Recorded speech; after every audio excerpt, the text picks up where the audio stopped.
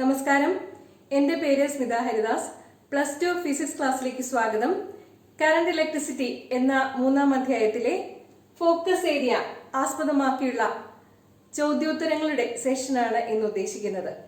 Ohm's law, electrical energy, power, combination of resistors, series and parallel, cells, EMF, internal resistance, Kirchhoff's rules, resistance bridge, meter bridge, potentiometer ഇവയാണ് focus area topics. ഏതാനും പ്രോബ്ലംസും workout ചെയ്യുന്നുണ്ട്. Notes വ്യക്തമായി കാണുന്നതിന് video quality 720 pixel ആക്കിയിടണം. Full സ്ക്രീനായി കാണാനും ശ്രദ്ധിക്കണം. Video കണ്ടാൽ പാഠത്തിലെ focus area ടോപ്പിക്കുകൾ മൊത്തം ഭംഗിയായി പഠിക്കാൻ സാധിക്കും. ആശംസകൾ. Ohm's law. The steady current flowing through a metallic conductor is directly proportional to the potential difference applied between its ends when the physical conditions like temperature and other mechanical strain, etc. are kept constant. ഒരു metallic conductor, ഉദാഹരണത്തിന് ഒരു wire എടുക്കുകയാണെങ്കിൽ ആ കണ്ടക്ടറിൽ ഒരുപാട് free ഇലക്ട്രോണുകളുണ്ട്. കണ്ടക്ടറിലെ free ഇലക്ട്രോണുകളുടെ എണ്ണം ഒരു cubic മീറ്ററിൽ 10⁻29 ഓർഡറിലായിരിക്കുമെന്നാണ് കണക്കാക്കിയിട്ടുള്ളത്. മെറ്റാലിക് കണ്ടക്ടറിൽ പൊട്ടൻഷ്യൽ ഡിഫറൻസ് അപ്ലൈ ചെയ്യാണ്. അതായത് ഒരു സെല്ലിനോട് കണക്ട് ചെയ്ത് അതിനൊരു ഇലക്ട്രിക് ഫീൽഡ് കൊടുക്കുകയാണ്. ഇലക്ട്രിക് ഫീൽഡ് പോസിറ്റീവിൽ നിന്നും നെഗറ്റീവിലേക്കാണ് കണക്കാക്കുന്നതെങ്കിൽ ഇലക്ട്രോണുകളുടെ പ്രവാഹം towards the positive end of the conductor ആയിരിക്കും. അതായത് കറന്റ് ഫ്ലോയ്ക്ക് ഒരു ഓപ്പോസിഷൻ ഇലക്ട്രോണുകൾ കൊടുക്കുന്നു. എത്രത്തോളം ഒപ്പോസിഷൻ ആണ് കറന്റ് ഫ്ലോയ്ക്ക് കൊടുക്കുന്നത് എന്നുള്ളതിനെയാണ് ആ മെറ്റാലിക് കണ്ടക്ടറിന്റെ റെസിസ്റ്റൻസ് എന്നതുകൊണ്ട് വിവക്ഷിക്കുന്നത്. നമ്മളിവിടെ മെറ്റാലിക് കണ്ടക്ടറിലെ പൊട്ടൻഷ്യൽ ഡിഫറൻസ് കൂട്ടി കൊടുക്കുകയാണ്. അപ്പോൾ കറണ്ടും നേരനുപാതത്തിൽ വ്യത്യാസപ്പെടുന്നത് കാണാം. അതായത് V proportional to I, V equal to R into I. ഇവിടെ കൊടുക്കുന്ന പ്രൊപ്പോർഷണാലിറ്റി കോൺസ്റ്റന്റ് R-നെയാണ് റെസിസ്റ്റൻസ് ഓഫ് ദി കണ്ടക്ടർ എന്ന് പറയുന്നത്. റെസിസ്റ്റൻസിന്റെ യൂണിറ്റ് ഓം ആണ്. ഒമേഗ എന്ന ഗ്രീക്ക് ആൽഫബറ്റ് വെച്ചിട്ടാണ് ഓമിനെ സൂചിപ്പിക്കുക. OHM സയന്റിസ്റ്റിന്റെ പേരാണ്. ഓംസ് ലോ കണ്ടുപിടിച്ച ജോർജ് സൈമൺ ഓം. അദ്ദേഹത്തോടുള്ള ബഹുമാനാർത്ഥമാണ്. The proportionality constant in Ohm's law is named, or the unit of resistance is named ohm. O should be small letter. OHM എല്ലാം small ലെറ്ററുകളിലായിരിക്കണം എഴുതേണ്ടത്. Okay, resistance ഒരു കണ്ടക്ടറിന്റെ നീളത്തിന് നേരനുപാതത്തിലും കണ്ടക്ടറിന്റെ ഏരിയയ്ക്ക് വിപരീത അനുപാതത്തിലുമായിരിക്കും. നീളത്തിന് ആനുപാതികമായി റെസിസ്റ്റൻസ് വരാൻ കാരണമെന്നാൽ ഇലക്ട്രോണുകൾക്ക് കൂടുതൽ പാത്ത് സഞ്ചരിക്കേണ്ടി വരുന്നത് കൊണ്ടാണ്. അതായത് കൂടുതൽ ഒപ്പോസിഷൻ കൊടുക്കേണ്ടതായിട്ട് വരും. നീളം കൂടുന്നതിനനുസരിച്ച് കറന്റ് ഫ്ലോയ്ക്ക് ഒപ്പോസിഷൻ കൊടുക്കാൻ കൂടുതൽ പാത്ത് സഞ്ചരിക്കേണ്ടതായിട്ട് വരും. അല്ലെങ്കിൽ R പ്രൊപ്പോർഷണൽ ടു L. ഇനി ഏരിയ കൂടുമ്പോൾ എന്താണ് സംഭവിക്കുക? ഏരിയ കൂടുമ്പോൾ റെസിസ്റ്റൻസ് കുറയും. കാരണം എന്താണ്? ഇലക്ട്രോണുകൾക്ക് ഒഴുകാനായിട്ട് കൂടുതൽ ഏരിയ അവിടെ ലഭ്യമാണ്. കൂടുതൽ ഏരിയ ലഭ്യമാകുമ്പോൾ കൊടുക്കുന്ന പ്രതിരോധം കുറയും. അല്ലെങ്കിൽ R is inversely proportional to area of the conductor. R proportional to L/A എന്ന് പറയും. R equal to a constant rho into L/A, and that constant rho is called the resistivity of the material of the conductor. Okay, resistivity ഓരോ മെറ്റീരിയലിനും characteristic ആയിട്ടുള്ളതാണ്. ഓരോ മെറ്റീരിയലിനും ഒരു constant resistivity ആയിരിക്കും ഉണ്ടാവുക. നീളം വ്യത്യാസപ്പെട്ടാലോ area വ്യത്യാസപ്പെട്ടാലോ ഒന്നും റെസിസ്റ്റിവിറ്റിയുടെ വാല്യൂ വ്യത്യാസപ്പെടുകയില്ല.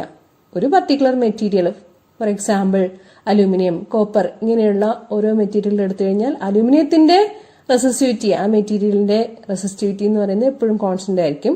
കോപ്പറിന് മറ്റൊരു റെസിസ്റ്റിവിറ്റി വാല്യൂ ആയിരിക്കും ഉണ്ടാവുക. ഓക്കെ, മെറ്റീരിയൽസ് കൺസിഡർ ചെയ്യുമ്പോൾ മെറ്റൽസിന് റെസിസ്റ്റിവിറ്റി കുറവായിരിക്കും, അതായത് അവയുടെ കണ്ടക്ടിവിറ്റി കൂടുതലായിരിക്കും. എളുപ്പത്തിൽ ഇലക്ട്രോൺ ഫ്ലോ പോസിബിൾ ആയിരിക്കും, അല്ലെങ്കിൽ കറന്റ് ഫ്ലോ പോസിബിൾ ആയിരിക്കും കണ്ടക്ടറുകളിൽ. ഓക്കെ, ഓംസ് ലോ എന്നത് ഒരു യൂണിവേഴ്സൽ ലോ ആണോ? എല്ലാ കണ്ടക്ടറുകളും ഓംസ് ലോ അനുസരിക്കുന്നുണ്ടോ? എല്ലാ കണ്ടക്ടറുകളിലും കറന്റ് ഫ്ലോ എന്ന് പറയുന്നത് അതിൽ കൊടുക്കുന്ന പൊട്ടൻഷ്യൽ ഡിഫറൻസിന് നേരനുപാതത്തിലാണോ? അല്ല. മെറ്റാലിക് കണ്ടക്ടറുകളിൽ മാത്രമാണ് VI റിലേഷൻഷിപ്പ് നേരനുപാതത്തിലായിട്ടുള്ളത്. V/I is a constant or എന്നുള്ളത് കൃത്യമായി ഒബേ ചെയ്യുന്നത് മെറ്റാലിക് കണ്ടക്ടറുകൾ മാത്രമാണ്.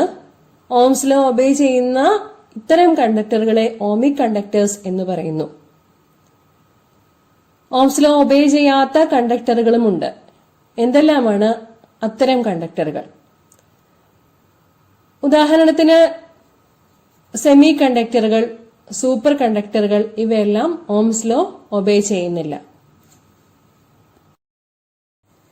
നോൺ ഓമിക് കണ്ടക്ടറുകളെ സംബന്ധിച്ച് ഏറ്റവും പ്രധാനമായി പറയാനുള്ളത് IV ക്യാരക്ടറിസ്റ്റിക് കർവ് ലീനിയർ ആയിരിക്കില്ല എന്നുള്ളതാണ്. വോൾട്ടേജും കറണ്ടും കൂടി എടുത്ത് ഗ്രാഫ് വരയ്ക്കുകയാണെങ്കിൽ ഒരിക്കലും സ്ട്രെയിറ്റ് ലൈൻ ഗ്രാഫ് ആയിരിക്കില്ല കിട്ടുന്നത്. The IV characteristic curve of non ohmic conductor is known linear, straight line graph അല്ല. ഇവിടെ കാണിച്ചിരിക്കുന്നത് സെമി കണ്ടക്ടർ ഡയോഡിന്റെ IV ക്യാരക്ടറിസ്റ്റിക് കർവ് ആണ്. ഇതൊരു സ്ട്രെയിറ്റ് ലൈൻ അല്ലെന്ന് ഒറ്റ നോട്ടത്തിൽ തന്നെ ബോധ്യമാവുന്നതാണ്. ഓക്കെ, ചെറിയ കറണ്ടിന് മാത്രമാണ് IV ക്യാരക്ടറിസ്റ്റിക് കർവ് ഓമിക് കണ്ടക്ടറുകളിൽ പോലും ലീനിയാരിറ്റി കാത്തു സൂക്ഷിക്കുന്നത്. IV characteristic curve of ohmic conductors is a straight line only at small values of current. Current കൂടിക്കഴിഞ്ഞാൽ എന്ത് സംഭവിക്കും? കറണ്ട് കൂടിക്കഴിഞ്ഞാൽ നമ്മുടെ മെറ്റാലിക് വയർ ചൂടാവും. ചൂടാവുന്നതിനനുസരിച്ച് റെസിസ്റ്റൻസ് കൂടും. ഓക്കെ, അപ്പോ IV ക്യാരക്ടറിസ്റ്റിക് കർവ് ഒരിക്കലും ഒരു സ്ട്രെയിറ്റ് ലൈൻ ആയിട്ടായിരിക്കില്ല കിട്ടുന്നത്. ഒരു നോൺ ഓമിക് കണ്ടക്ടറായ ഗാലിയം ആഴ്സനൈഡിന്റെ IV ക്യാരക്ടറിസ്റ്റിക് കർവ് നമുക്ക് പരിശോധിക്കാം.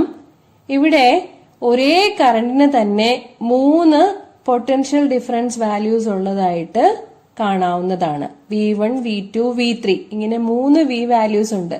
ഏതിന്? For the same value of I. And this is the IV curve for gallium arsenide. ഇനി നമുക്കൊരു ടേബിൾ പരിശോധിക്കാം. Resistivity of various materials, conductors, semi conductors and insulators. Resistivity എന്നാൽ reciprocal of conductivity ആണ്. Metals എല്ലാം good conductors of electricity ആണ്. അതുകൊണ്ട് അവയുടെ conductivity കൂടുതലായിരിക്കും. കണ്ടക്ടിവിറ്റി കൂടുതലായിരിക്കും എന്ന് പറഞ്ഞാൽ റെസിസ്റ്റിവിറ്റി കുറവായിരിക്കും. സിൽവറിന്റെ റെസിസ്റ്റിവിറ്റി ആണ് ഇവിടെ കാണിച്ചിരിക്കുന്നതിൽ ഏറ്റവും കുറവായിട്ടുള്ളത്. ബെസ്റ്റ് കണ്ടക്ടർ ഓഫ് ഇലക്ട്രിസിറ്റി ആണ് മെറ്റൽസിൽ സിൽവർ എന്നത്. ഓക്കെ, സോ സിൽവറിന്റെ റെസിസ്റ്റിവിറ്റി വാല്യൂ നോക്കുക. 1.6 × 10⁻⁻8 ഓം മീറ്റർ ആണ്. അപ്പൊ അതിന്റെ കണ്ടക്ടിവിറ്റി എന്ന് പറയുന്നത് 1/1.6 × 10⁻⁻8 ഓം⁻⁻1 മീറ്റർ⁻⁻1 ആയിരിക്കും. ഈ വാല്യൂസ് ഒന്ന് പരിശോധിച്ചാൽ നമുക്ക് മനസ്സിലാവുന്നത് റെസിസ്റ്റിവിറ്റി ഓരോ മെറ്റീരിയലിന്റെയും ഓരോ മെറ്റലിന്റെയും ക്യാരക്ടറിസ്റ്റിക് പ്രോപ്പർട്ടി ആണെന്നുള്ളതാണ്. അതുപോലെ സെമി കണ്ടക്ടേഴ്സിന്റെ റെസിസ്റ്റിവിറ്റിയും ഇൻസുലേറ്റേഴ്സിന്റെ റെസിസ്റ്റിവിറ്റിയും കൊടുത്തിട്ടുണ്ട്. റെസിസ്റ്റിവിറ്റി ഇൻസുലേറ്ററിൽ ഏറ്റവും കൂടുതലായിട്ടുള്ളത് ഫ്യൂസ്ഡ് ക്വാർട്സ് ആണ്.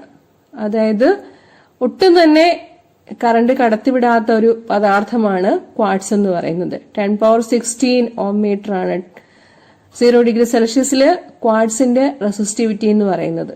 ഓക്കെ, അപ്പൊ അതിന്റെ കണ്ടക്ടിവിറ്റി എന്ന് പറയുന്നത് മിനിമം ആയിരിക്കും. റെസിസ്റ്റിവിറ്റി മാക്സിമം ആവുമ്പോൾ കണ്ടക്ടിവിറ്റി മിനിമം ആകും. മറ്റൊരു വാല്യൂ ഈ ടേബിളിൽ കൊടുത്തിരിക്കുന്നത് ടെമ്പറേച്ചർ കോഎഫിഷ്യന്റ് ഓഫ് റെസിസ്റ്റൻസ് ആണ്. ആൽഫ എന്ന ഗ്രീക്ക് ആൽഫബറ്റ് വെച്ചിട്ടാണ് ടെമ്പറേച്ചർ കോഎഫിഷ്യന്റ് ഓഫ് റെസിസ്റ്റൻസ് സൂചിപ്പിക്കാറുള്ളത്. കണ്ടക്ടേഴ്സിന് positive values of temperature coefficient of resistance ആയിരിക്കും. സെമി കണ്ടക്ടേഴ്സിന് നെഗറ്റീവ് വാല്യൂസ് ആയിരിക്കും ഉണ്ടാവുക. ഇൻസുലേറ്റേഴ്സിനും negative values of temperature coefficient of resistivity ആയിരിക്കും ഉണ്ടാവുക. Okay. Electrical energy and power. ഒരു സർക്യൂട്ടിൽ കൂടി സ്റ്റഡി കറന്റ് മെയിൻറ്റെയിൻ ചെയ്യാനായി സർക്യൂട്ടിലെ ബാറ്ററി ശ്രമിക്കുമ്പോൾ അതിന് വർക്ക് ചെയ്യേണ്ടതായി വരും. ഫ്ലോ ഓഫ് കറണ്ടിനെ റെസിസ്റ്റർ പ്രതിരോധിക്കുന്നതായതുകൊണ്ട് അത് ചൂടാവും. അതായത് work dissipates some heat energy in a circuit with resistor. The rate at which work is done by the battery is called the power of the battery. Battery ചെയ്യുന്ന പ്രവൃത്തിയുടെ നിരക്കിനെയാണ് power എന്ന് പറയുന്നത്. The rate at which work is done by the battery. We know power P equal to work by time. അപ്പൊ unit എന്തായിരിക്കും വരുന്നത്? വർക്കിന്റെ unit joule ആണ്, ടൈമിന്റെ യൂണിറ്റ് സെക്കൻഡ് ആണ്. സോ പവറിന്റെ യൂണിറ്റ് ജൂൾ പെർ സെക്കൻഡ് എന്നായിരിക്കും. ഇലക്ട്രിക്കൽ പവറിനെ സൂചിപ്പിക്കുന്ന യൂണിറ്റ് വാട്ട് ആണ്, WATT. സ്മോൾ ലെറ്റേഴ്സിലാണല്ലോ എഴുതേണ്ടത്, അല്ലെങ്കിൽ സിമ്പിൾ എഴുതുമ്പോൾ ക്യാപിറ്റൽ W എന്ന് മാത്രമായും എഴുതാം. ജൂൾ പെർ സെക്കൻഡ് ആണ് ഒരു watt. Okay. Q charges V potential ഡിഫറൻസിലാണെങ്കിൽ work W equal to QV നമുക്കറിയാവുന്ന കാര്യമാണ്. അതുകൊണ്ട് തന്നെ പവർ P എന്നുള്ളത് വർക്ക് ബൈ ടൈം എന്നതിന് പകരം QV/T എന്ന് എഴുതാവുന്നതാണ്. പക്ഷെ നമുക്ക് കറണ്ട് എന്നാൽ എന്താണെന്ന് അറിയാം. Rate of flow of charge or Q/T equal to current I. So we have the expression for the power P equal to QV/T equal to IV. Okay. I is the current and V is the potential difference. നമുക്ക് Ohm's law അറിയാം. V equal to IR. അങ്ങനെ വരുമ്പോൾ P equal to IV എന്നുള്ള എക്സ്പ്രഷനെ ഐയുടെയും ആറിന്റെയും ടേംസില് I²R എന്ന് എഴുതാൻ പറ്റും. Okay. V equal to IR ആയതുകൊണ്ട് അത് തന്നെ വിയുടെയും ആറിന്റെയും ടേംസില്, പൊട്ടൻഷ്യൽ ഡിഫറൻസിന്റെയും റെസിസ്റ്റൻസിന്റെയും ടേംസില് V²/R എന്നും എഴുതാൻ പറ്റും. Or P equal to I²R equal to V²/R. ഇതിനെ ജൂൾസ് ഹീറ്റിംഗ് എന്നാണ് പറയുന്നത്. T ടൈമില് എത്രത്തോളം ഹീറ്റിംഗ് ഉണ്ടാവുന്നു അതാണ് I²RT അല്ലെങ്കിൽ V²/R × T കൊണ്ട് സൂചിപ്പിക്കുന്നത്. വ്യാവസായിക അടിസ്ഥാനത്തിലുള്ള പവറിന്റെ യൂണിറ്റ് ഹോഴ്സ് പവർ ആണ്. 1 ഹോഴ്സ് പവർ എന്നാൽ 746 വാട്ടാണ്. ഇനി നമുക്ക് കോമ്പിനേഷൻ ഓഫ് റെസിസ്റ്റേഴ്സ് ഡിസ്കസ് ചെയ്യാം.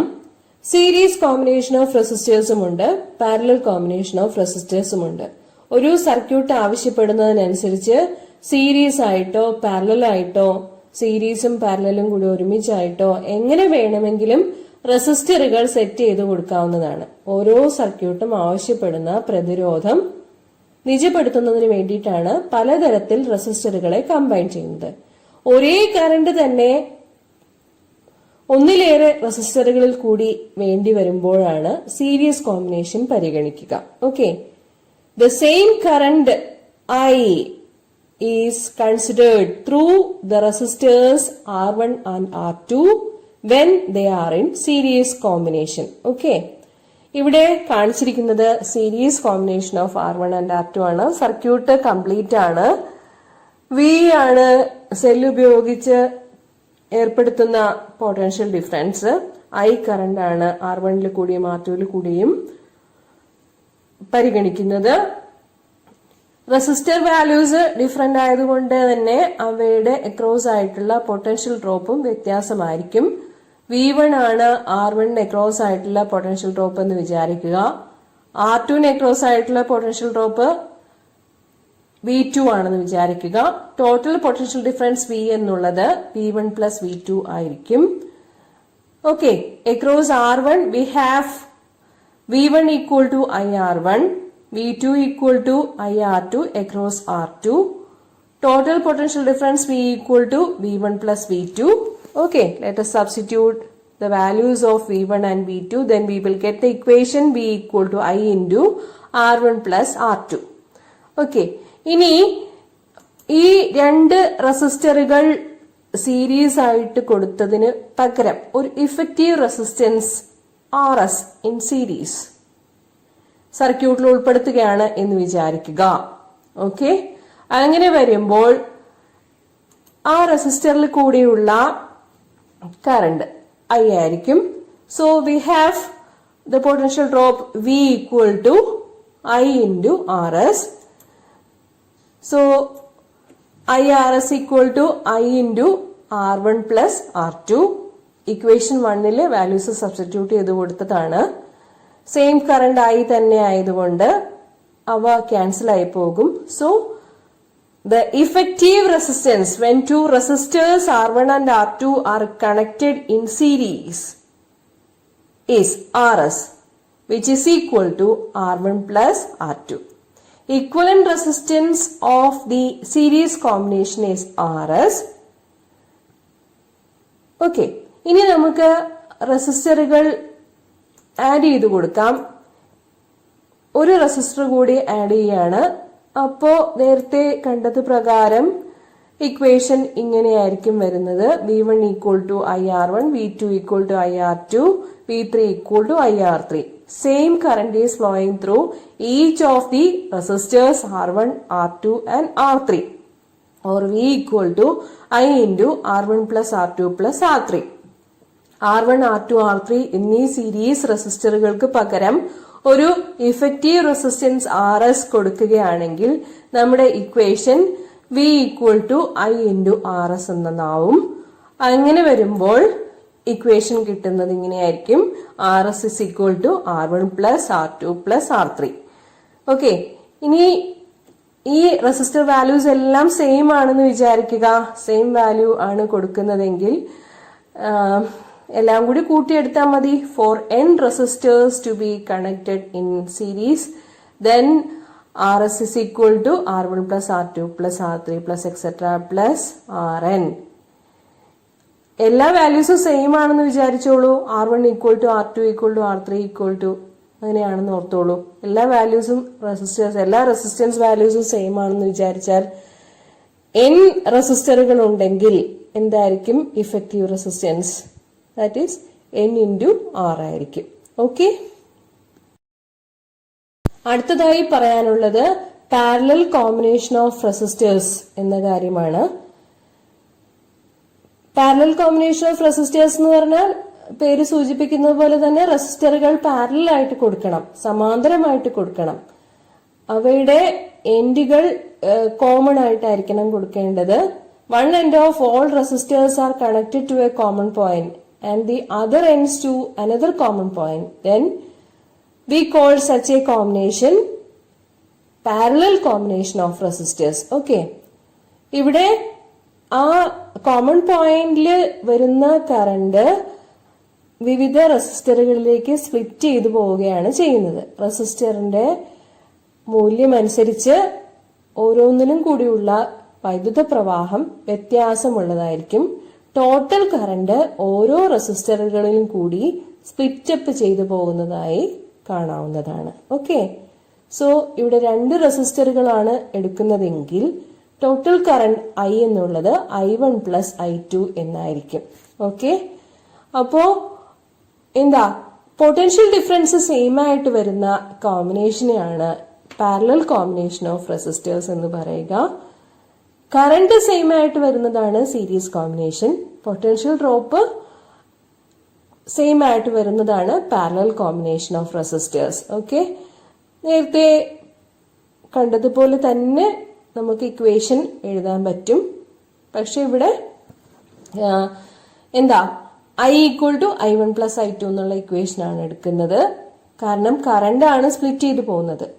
ഓക്കെ, ഏതാണോ സ്പ്ലിറ്റ് ചെയ്ത് പോകുന്നത് അതിനായിരിക്കണം ഇക്വേഷൻ എഴുതേണ്ടത്. So total current I equal to I1 plus I2, I1 equal to V by R1, I2 equal to V by R2. So we have the equation I equal to V by R1 plus V by R2, or I equal to V into 1 by R1 plus 1 by R2. ഇനി ഈ രണ്ട് റെസിസ്റ്ററുകൾ ഇങ്ങനെ parallel ആയിട്ട് കൊടുത്തതിന് പകരം ഒരു effective resistance R1ന്റെയും R2ന്റെയും parallel കോമ്പിനേഷന് വേണ്ടി കൊടുക്കുകയാണ് എന്ന് വിചാരിക്കുക. ആ ഇഫക്റ്റീവ് റെസിസ്റ്റൻസ് RP ആണെന്നിരിക്കട്ടെ.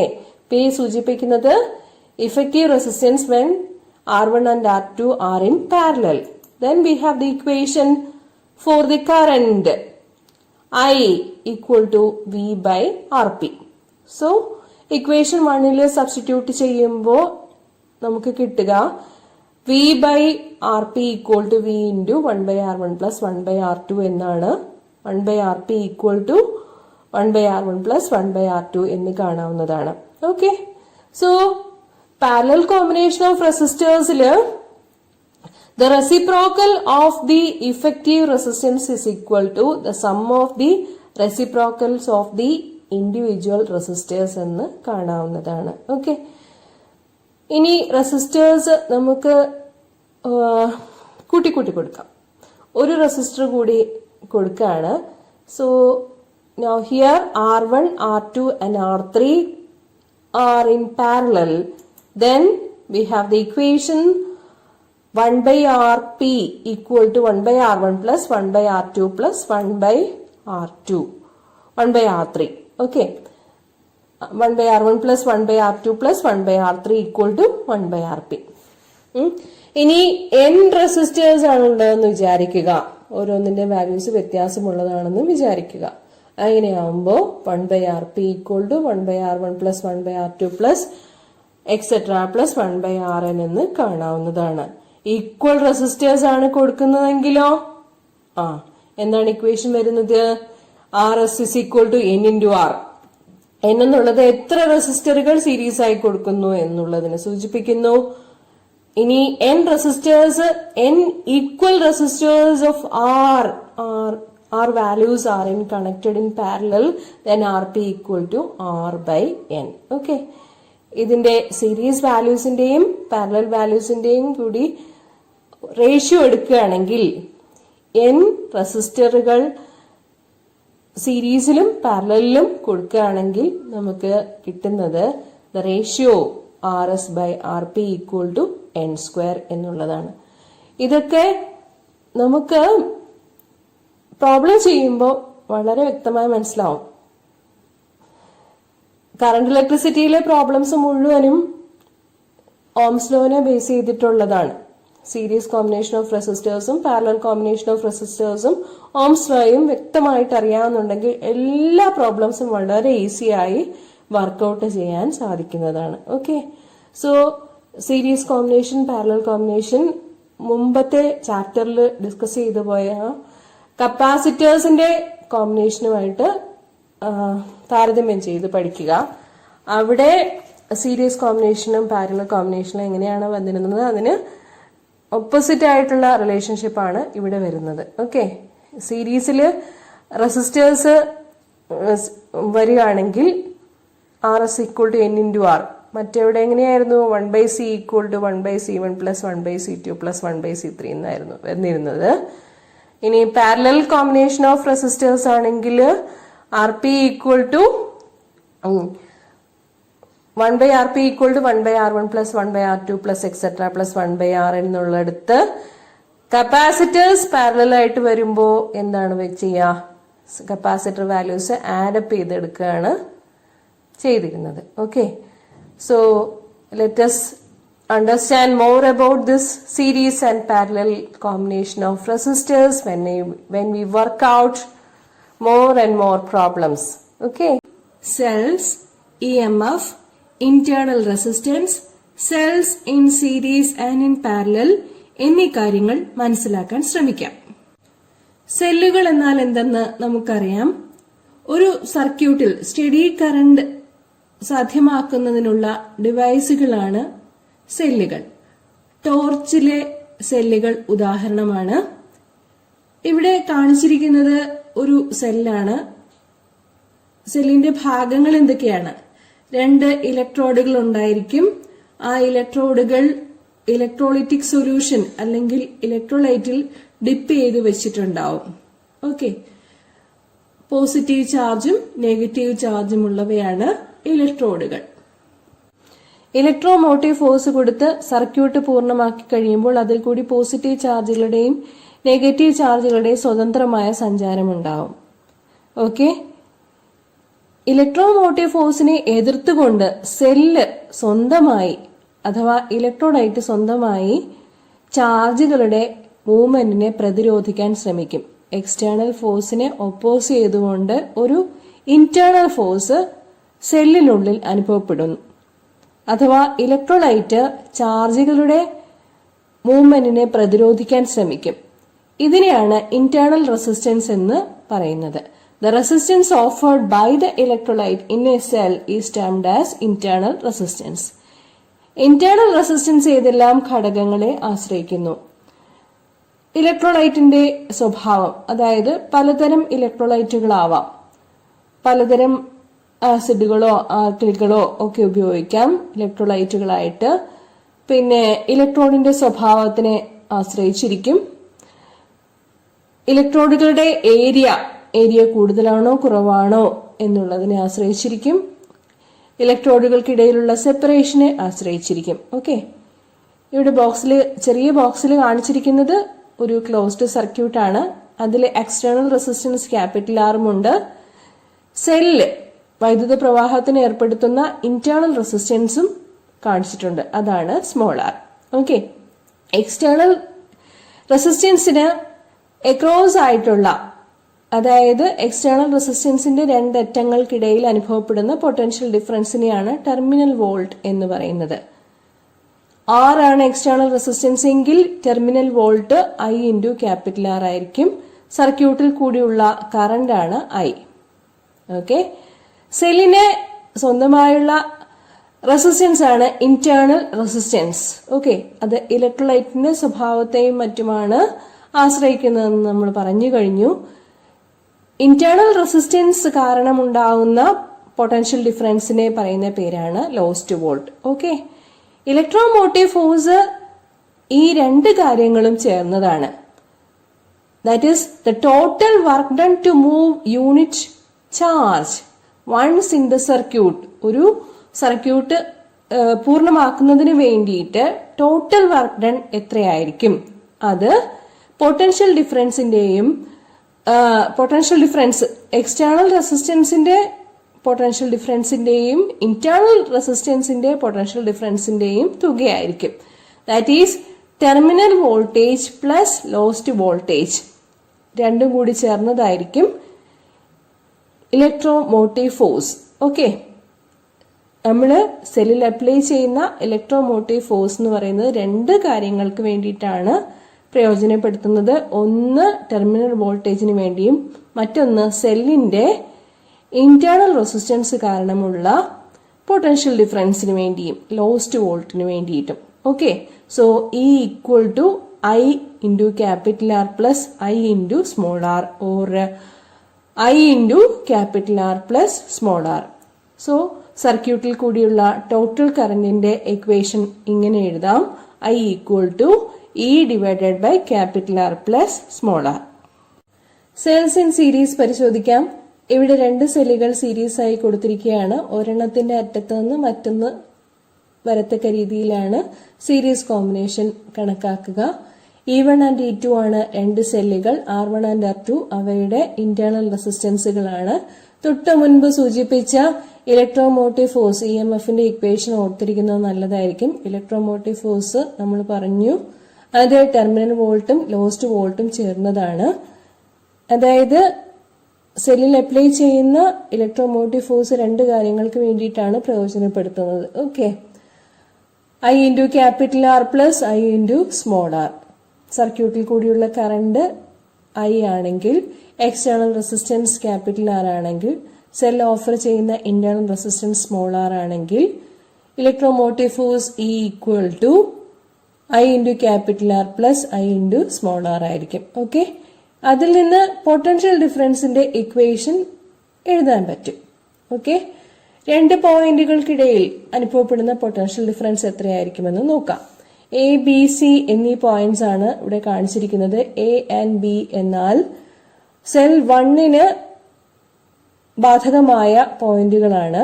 Potential difference between A and B, VAB equal to E1 minus IR1 ആയിരിക്കും, നേരത്തെ പറഞ്ഞ ഇക്വേഷൻ പ്രകാരം. അതുപോലെ ബിക്കും സിക്കും അക്രോസ് ആയിട്ട് അനുഭവപ്പെടുന്ന potential difference VBC equal to E2 minus IR2 ആയിരിക്കും. ഇതിന്റെ രണ്ടിന്റെയും കൂടി തുകയെടുത്താൽ കിട്ടുന്നതാണ് AC എന്നീ രണ്ട് പോയിന്റുകൾക്കിടയിലുള്ള പൊട്ടൻഷ്യൽ ഡിഫറൻസ് എന്നത്. അതായത് സീരീസ് കോമ്പിനേഷന്റെ potential difference which is E1 minus IR1 plus E2 minus IR2. So E1 plus E2 ബ്രാക്കറ്റിൽ കൊടുക്കാം, minus of I into R1 plus R2. ഇനി നമ്മൾ രണ്ട് സെല്ലുകൾക്ക് പകരമായി ഒരു ഇക്വലന്റ് സെൽ വെക്കുന്നു എന്ന് വിചാരിക്കുക. അങ്ങനെയാവുമ്പോൾ ഇക്വേഷൻ എങ്ങനെ മാറും? VAC equal to E equivalent minus I into R equivalent എന്നായിരിക്കും. സെല്ലുകളുടെ സീരീസ് കോമ്പിനേഷന് നമുക്ക് രണ്ട് ഇക്വേഷനുകൾ കിട്ടിക്കഴിഞ്ഞു. VAC equal to E1 plus E2 minus I into R1 plus R2. അതുപോലെ VAC equal to E equivalent minus I into R equivalent. ഒന്നാമത്തെ ഇക്വേഷനെയും രണ്ടാമത്തെ ഇക്വേഷനെയും കൂടി കമ്പയർ ചെയ്യാൻ സാധിക്കും. അപ്പോ കിട്ടുന്നത് E equivalent equal to E1 plus E2 എന്നായിരിക്കും. R equivalent equal to R1 plus R2 എന്നായിരിക്കും. ഇനി നമ്മൾ കാണുന്നത് രണ്ടാമത്തെ സെല്ലിന്റെ പൊളാരിറ്റി മാറ്റുകയാണ്. ഇപ്പോ പോസിറ്റീവ് നെഗറ്റീവും കിടക്കുന്നതിനെ ഒന്ന് മാറ്റുകയാണ്. ഇപ്പൊ എങ്ങനെയാ? നെഗറ്റീവായി അല്ലെ? നെഗറ്റീവ് E1ന്റെ നെഗറ്റീവിനോടാണ് E2ന്റെ നെഗറ്റീവ് വന്നിരിക്കുന്നത്. അങ്ങനെ വരുമ്പോ ഇക്വലന്റ് റെസിസ്റ്റൻസ് ഇക്വേഷൻ ഇങ്ങനെ മാറും. E equivalent equal to E1 minus E2. R ഇക്വലന്റിന് വ്യത്യാസമൊന്നും വരികയില്ല, R1 പ്ലസ് R2 എന്നായിരിക്കും വരിക. ഇനി നമുക്ക് സെൽസ് ഇൻ പാരലൽ പരിശോധിക്കാം. ഡയഗ്രത്തിൽ രണ്ട് സെല്ലുകൾ പാരലലായി കൊടുത്തിരിക്കുന്നത് വ്യക്തമാണ്. ആദ്യത്തെ സെല്ലിന്റെ EMF E1, അതിന്റെ ഇന്റേണൽ റെസിസ്റ്റൻസ് R1. രണ്ടാമത്തെ സെല്ലിന്റെ EMF E2, അതിന്റെ internal resistance R2. I current ജംഗ്ഷനിൽ മീറ്റ് ചെയ്യുന്നത് രണ്ട് സെല്ലുകളിലേക്കുമായി I1 ആൻഡ് I2 ആയിട്ട് സ്പ്ലിറ്റ് ചെയ്തു പോകുന്നു. Total current I equal to I1 plus I2 എന്നതായിരിക്കും ഇക്വേഷൻ. ഓക്കെ, ഇവിടെ ടെർമിനൽ വോൾട്ടേജ് V എന്നുള്ളത് സെയിം തന്നെയാണ്. രണ്ട് സെല്ലുകളുടെയും അക്രോസ് ആയിട്ട് അനുഭവപ്പെടുന്ന ടെർമിനൽ വോൾട്ടേജ് സെയിം തന്നെയായിരിക്കും. അങ്ങനെയാകുമ്പോൾ നമുക്ക് ABC, ADC എന്നീ സർക്യൂട്ടുകളിൽ കൂടിയുള്ള പൊട്ടൻഷ്യൽ ഡിഫറൻസിന്റെ ഇക്വേഷൻ ഇങ്ങനെ എഴുതാൻ സാധിക്കും. V ഈക്വൽ ടു ടെർമിനൽ വോൾട്ടേജിന്റെ ഇക്വേഷൻ ഇങ്ങനെ എഴുതാൻ സാധിക്കും. V equal to E1 minus IR1. അതിൽ നിന്നും ഫസ്റ്റ് സെല്ലിൽ കൂടിയുള്ള current I1 equal to E1 minus V divided by R1 എന്നും രണ്ടാമത്തെ സെല്ലിൽ കൂടിയുള്ള കറന്റിന്റെ equation I2 equal to E2 minus V divided by R2 എന്നും കിട്ടുന്നതാണ്. ഓക്കെ, രണ്ടാമത്തെ സെല്ലെടുക്കുമ്പോൾ അതിന്റെ terminal voltage V equal to E2 minus IR2 ആയിരിക്കും. ടോട്ടൽ കറണ്ട് രണ്ടായിട്ട് സ്പ്ലിറ്റ് ചെയ്തു പോവുകയാണെന്ന് നേരത്തെ സൂചിപ്പിച്ചു. That is I equal to I1 plus I2. Values substitute ചെയ്ത് കൊടുക്കുക. അപ്പോൾ നമുക്ക് കിട്ടുന്നത് I equal to E1 minus V by R1 plus E2 minus V by R2 എന്നുള്ളതായിരിക്കും. E1 by R1, E2 by R2 അതിന് രണ്ടിനെയും കൂടി ഒരു ബ്രാക്കറ്റിനുള്ളിൽ ഉൾപ്പെടുത്താം. വി വരുന്ന ടേംസ് ഒരുമിച്ച് എഴുതുമ്പോൾ -v പുറത്തെടുത്തിട്ട് ബാക്കിയുള്ളത് 1/R1 plus 1/R2 ആയിരിക്കും. ഓക്കെ, ഇനി E1 by R1 plus E2 by R2 എന്നുള്ളത് നമ്മൾ സിംപ്ലിഫൈ ചെയ്യണം. LCM R1 R2 ആണ്. LCM കൊണ്ട് എല്ലാ ടേംസിനെയും രണ്ട് ടേംസിനെയും മൾട്ടിപ്ലൈ ചെയ്യണം. അതുപോലെ v into 1/R1 plus 1/R2 അവിടെയും R1 R2 ആണ് LCM വരുന്നത്. ആ LCM കൊണ്ട് 1/R1നെയും 1/R2നെയും മൾട്ടിപ്ലൈ ചെയ്യുമ്പോൾ കറന്റിന്റെ equation I equal to E1 R2 plus E2 R2 divided by R1 R2 minus V into R1 plus R2 divided by R1 R2 എന്ന് കിട്ടുന്നതായിരിക്കും. ഇപ്പോൾ നമ്മൾ രണ്ട് സെല്ലുകൾ പാരലലായി സർക്യൂട്ടിൽ കൊടുത്തു കഴിഞ്ഞാലുള്ള കറന്റിന്റെ ഇക്വേഷൻ ആണ് എഴുതിയത്. ഇത് തന്നെ പൊട്ടൻഷ്യൽ ഡിഫറൻസിന് വേണ്ടിയിട്ട് മാറ്റി എഴുതാം. അപ്പോൾ ഇങ്ങനെയായിരിക്കും ഇക്വേഷൻ കിട്ടുക. ഇക്വേഷൻ 1ൽ സൂചിപ്പിച്ചിരിക്കുന്ന പ്രകാരം V equal to E1 R2 plus E2 R1 divided by R1 plus R2 minus I into R1 R2 divided by R1 plus R2. Correction ഒന്ന് ശ്രദ്ധിച്ചുകൂടുക. RHSലെ first ടേമില് E1 R2 plus E2 R1 എന്നാണ് വേണ്ടത്. Okay, minus അല്ല ഇടയിൽ വേണ്ടത്. E1 R2 plus E2 R1 divided by R1 plus R2 minus I into R1 R2 divided by R1 plus R2 എന്നുള്ളതായിരിക്കും potential ഡിഫറൻസിന്റെ equation. ഇനി രണ്ട് സെല്ലുകൾ ഇങ്ങനെ കൊടുത്തതിന് പകരം, പാരലലായി കൊടുത്തതിന് പകരം ഒരു ഇക്വലന്റ് സെൽ സർക്യൂട്ടിൽ ഉൾപ്പെടുത്തുകയാണ് എന്ന് വിചാരിക്കുക. അപ്പോ ഇക്വേഷൻ ഇങ്ങനെയായിരിക്കും. V equal to E equivalent minus I into R equivalent. Equation 1, equation 2 വ്യക്തമാണ്. ഈ രണ്ട് ഇക്വേഷനുകളെയും സീരീസ് കോമ്പിനേഷനിൽ ചെയ്തതുപോലെ കമ്പയർ ചെയ്യാം. അതിൽ നിന്നും R equivalentന്റെ ഇക്വേഷൻ നമുക്ക് ഇങ്ങനെ കിട്ടും. E1 R2 plus E2 R1 divided by R1 plus R2. അതുപോലെ R equivalent equal to R1 R2 divided by R1 plus R2. ഈ ഇക്വലന്റ് ഇക്വേഷൻ എഴുതിയതിലും ആ കറക്ഷൻ ശ്രദ്ധിക്കേണ്ടതാണ്. A equivalent equal to E1 R2 plus E2 R1 divided by R1 plus R2. Okay, ഇനി സെല്ലുകൾ പാരലലായി കൊടുത്തു കഴിയുമ്പോഴുള്ള equivalent internal resistance എങ്ങനെയായിരിക്കും വരുന്നത്? Equivalent internal റെസിസ്റ്റൻസിന്റെ reciprocal 1/R equivalent equal to 1/R1 plus 1/R2 plus etc plus 1/Rn എന്ന് കാണാവുന്നതാണ്. EMFന്റെയും അതുപോലെ equivalent internal റെസിസ്റ്റൻസിന്റെയും ratio എടുക്കുമ്പോൾ ഇങ്ങനെ കിട്ടും. E equivalent divided by small r equivalent equal to E1 by R1 plus E2 by R2 plus etc plus En by Rn. ആരാണ് Kirchhoff? അദ്ദേഹം ഒരു German physicist ആയിരുന്നു. ചിത്രം ഇവിടെ കാണിച്ചിട്ടുണ്ട്. കോംപ്ലിക്കേറ്റഡ് സർക്യൂട്ട്സിനെ സിംപ്ലിഫൈ ചെയ്യാനായിട്ട് രണ്ട് നിയമങ്ങൾ ആവിഷ്കരിച്ച ജർമ്മൻ ഫിസിസിസ്റ്റ് ആണ് ഗസ്താവ് റോബർട്ട് കിർച്ചോഫ്. കിർച്ചോഫ് സ്പെല്ലിംഗ് പ്രത്യേകം ശ്രദ്ധിക്കുക. KIRCHHOFF. ഓക്കെ, ഇപ്പൊ ഒരു സർക്യൂട്ടിൽ കൂടിയുള്ള കറണ്ടും പൊട്ടൻഷ്യൽ ഡിഫറൻസും ഒക്കെ കൃത്യമായി കണക്കാക്കാൻ കിർച്ചോഫ് റൂൾസിനെ പ്രയോജനപ്പെടുത്താം. നമുക്കറിയാം, ഇലക്ട്രിക് സർക്യൂട്ടുകളെ സംബന്ധിച്ചിടത്തോളം ഏറ്റവും അടിസ്ഥാനപരമായ നിയമം എന്ന് പറയുന്നത് ഓംസ് ലോ ആണ്. പക്ഷേ ഒരു സർക്യൂട്ടിൽ തന്നെ ഒന്നിലധികം EMFകളുടെ സോഴ്സുകളോ ഒരുപാട് റെസിസ്റ്ററുകളോ ഒക്കെ ഉപയോഗിക്കേണ്ടി വന്നാൽ അത്തരം സർക്യൂട്ടിൽ ഓംസ് ലോ പ്രായോഗികമായിരിക്കില്ല. സിമ്പിൾ സർക്യൂട്ട്സിലാണ് ഓംസ് ലോ എളുപ്പത്തിൽ കറണ്ടും പൊട്ടൻഷ്യൽ ഡിഫറൻസും ഒക്കെ കണക്കാക്കാൻ വേണ്ടി ഉപയോഗിക്കാൻ സാധിക്കുക. കോംപ്ലിക്കേറ്റഡ് സർക്യൂട്ട്സിൽ നമുക്ക് കിർച്ചോഫ് റൂൾസ് ആണ് പ്രായോഗികമായിട്ടുള്ളത്. രണ്ട് റൂളുകളാണ് പ്രധാനമായുള്ളത്. ഒന്നാമത്തെ റൂള് ജംഗ്ഷൻ റൂൾ അല്ലെങ്കിൽ പോയിന്റ് റൂൾ എന്നറിയപ്പെടുന്നു. ഒരു ജംഗ്ഷനിൽ മീറ്റ് ചെയ്യുന്ന കറണ്ടുകളുടെ ടോട്ടൽ സം 0 ആയിരിക്കും എന്ന് പറയുന്നതാണ് Kirchhoff's first rule. Algebraic sum of currents meeting at any junction in an electric circuit is 0. ഇത് സ്റ്റേറ്റ്മെന്റ് ഇമ്പോർട്ടന്റ് ആണ്. സിഗ്മ ഐ ഈക്വൽ ടു 0 എന്നുള്ളതാണ് mathematical version, mathematical statement. Sigma I equal to 0 meet ചെയ്യുന്ന കറണ്ടുകളുടെ തുക, അതാണ് sigma I. അത് 0 എന്ന് പറയുന്നതാണ് ജംഗ്ഷൻ റൂൾ അല്ലെങ്കിൽ point rule.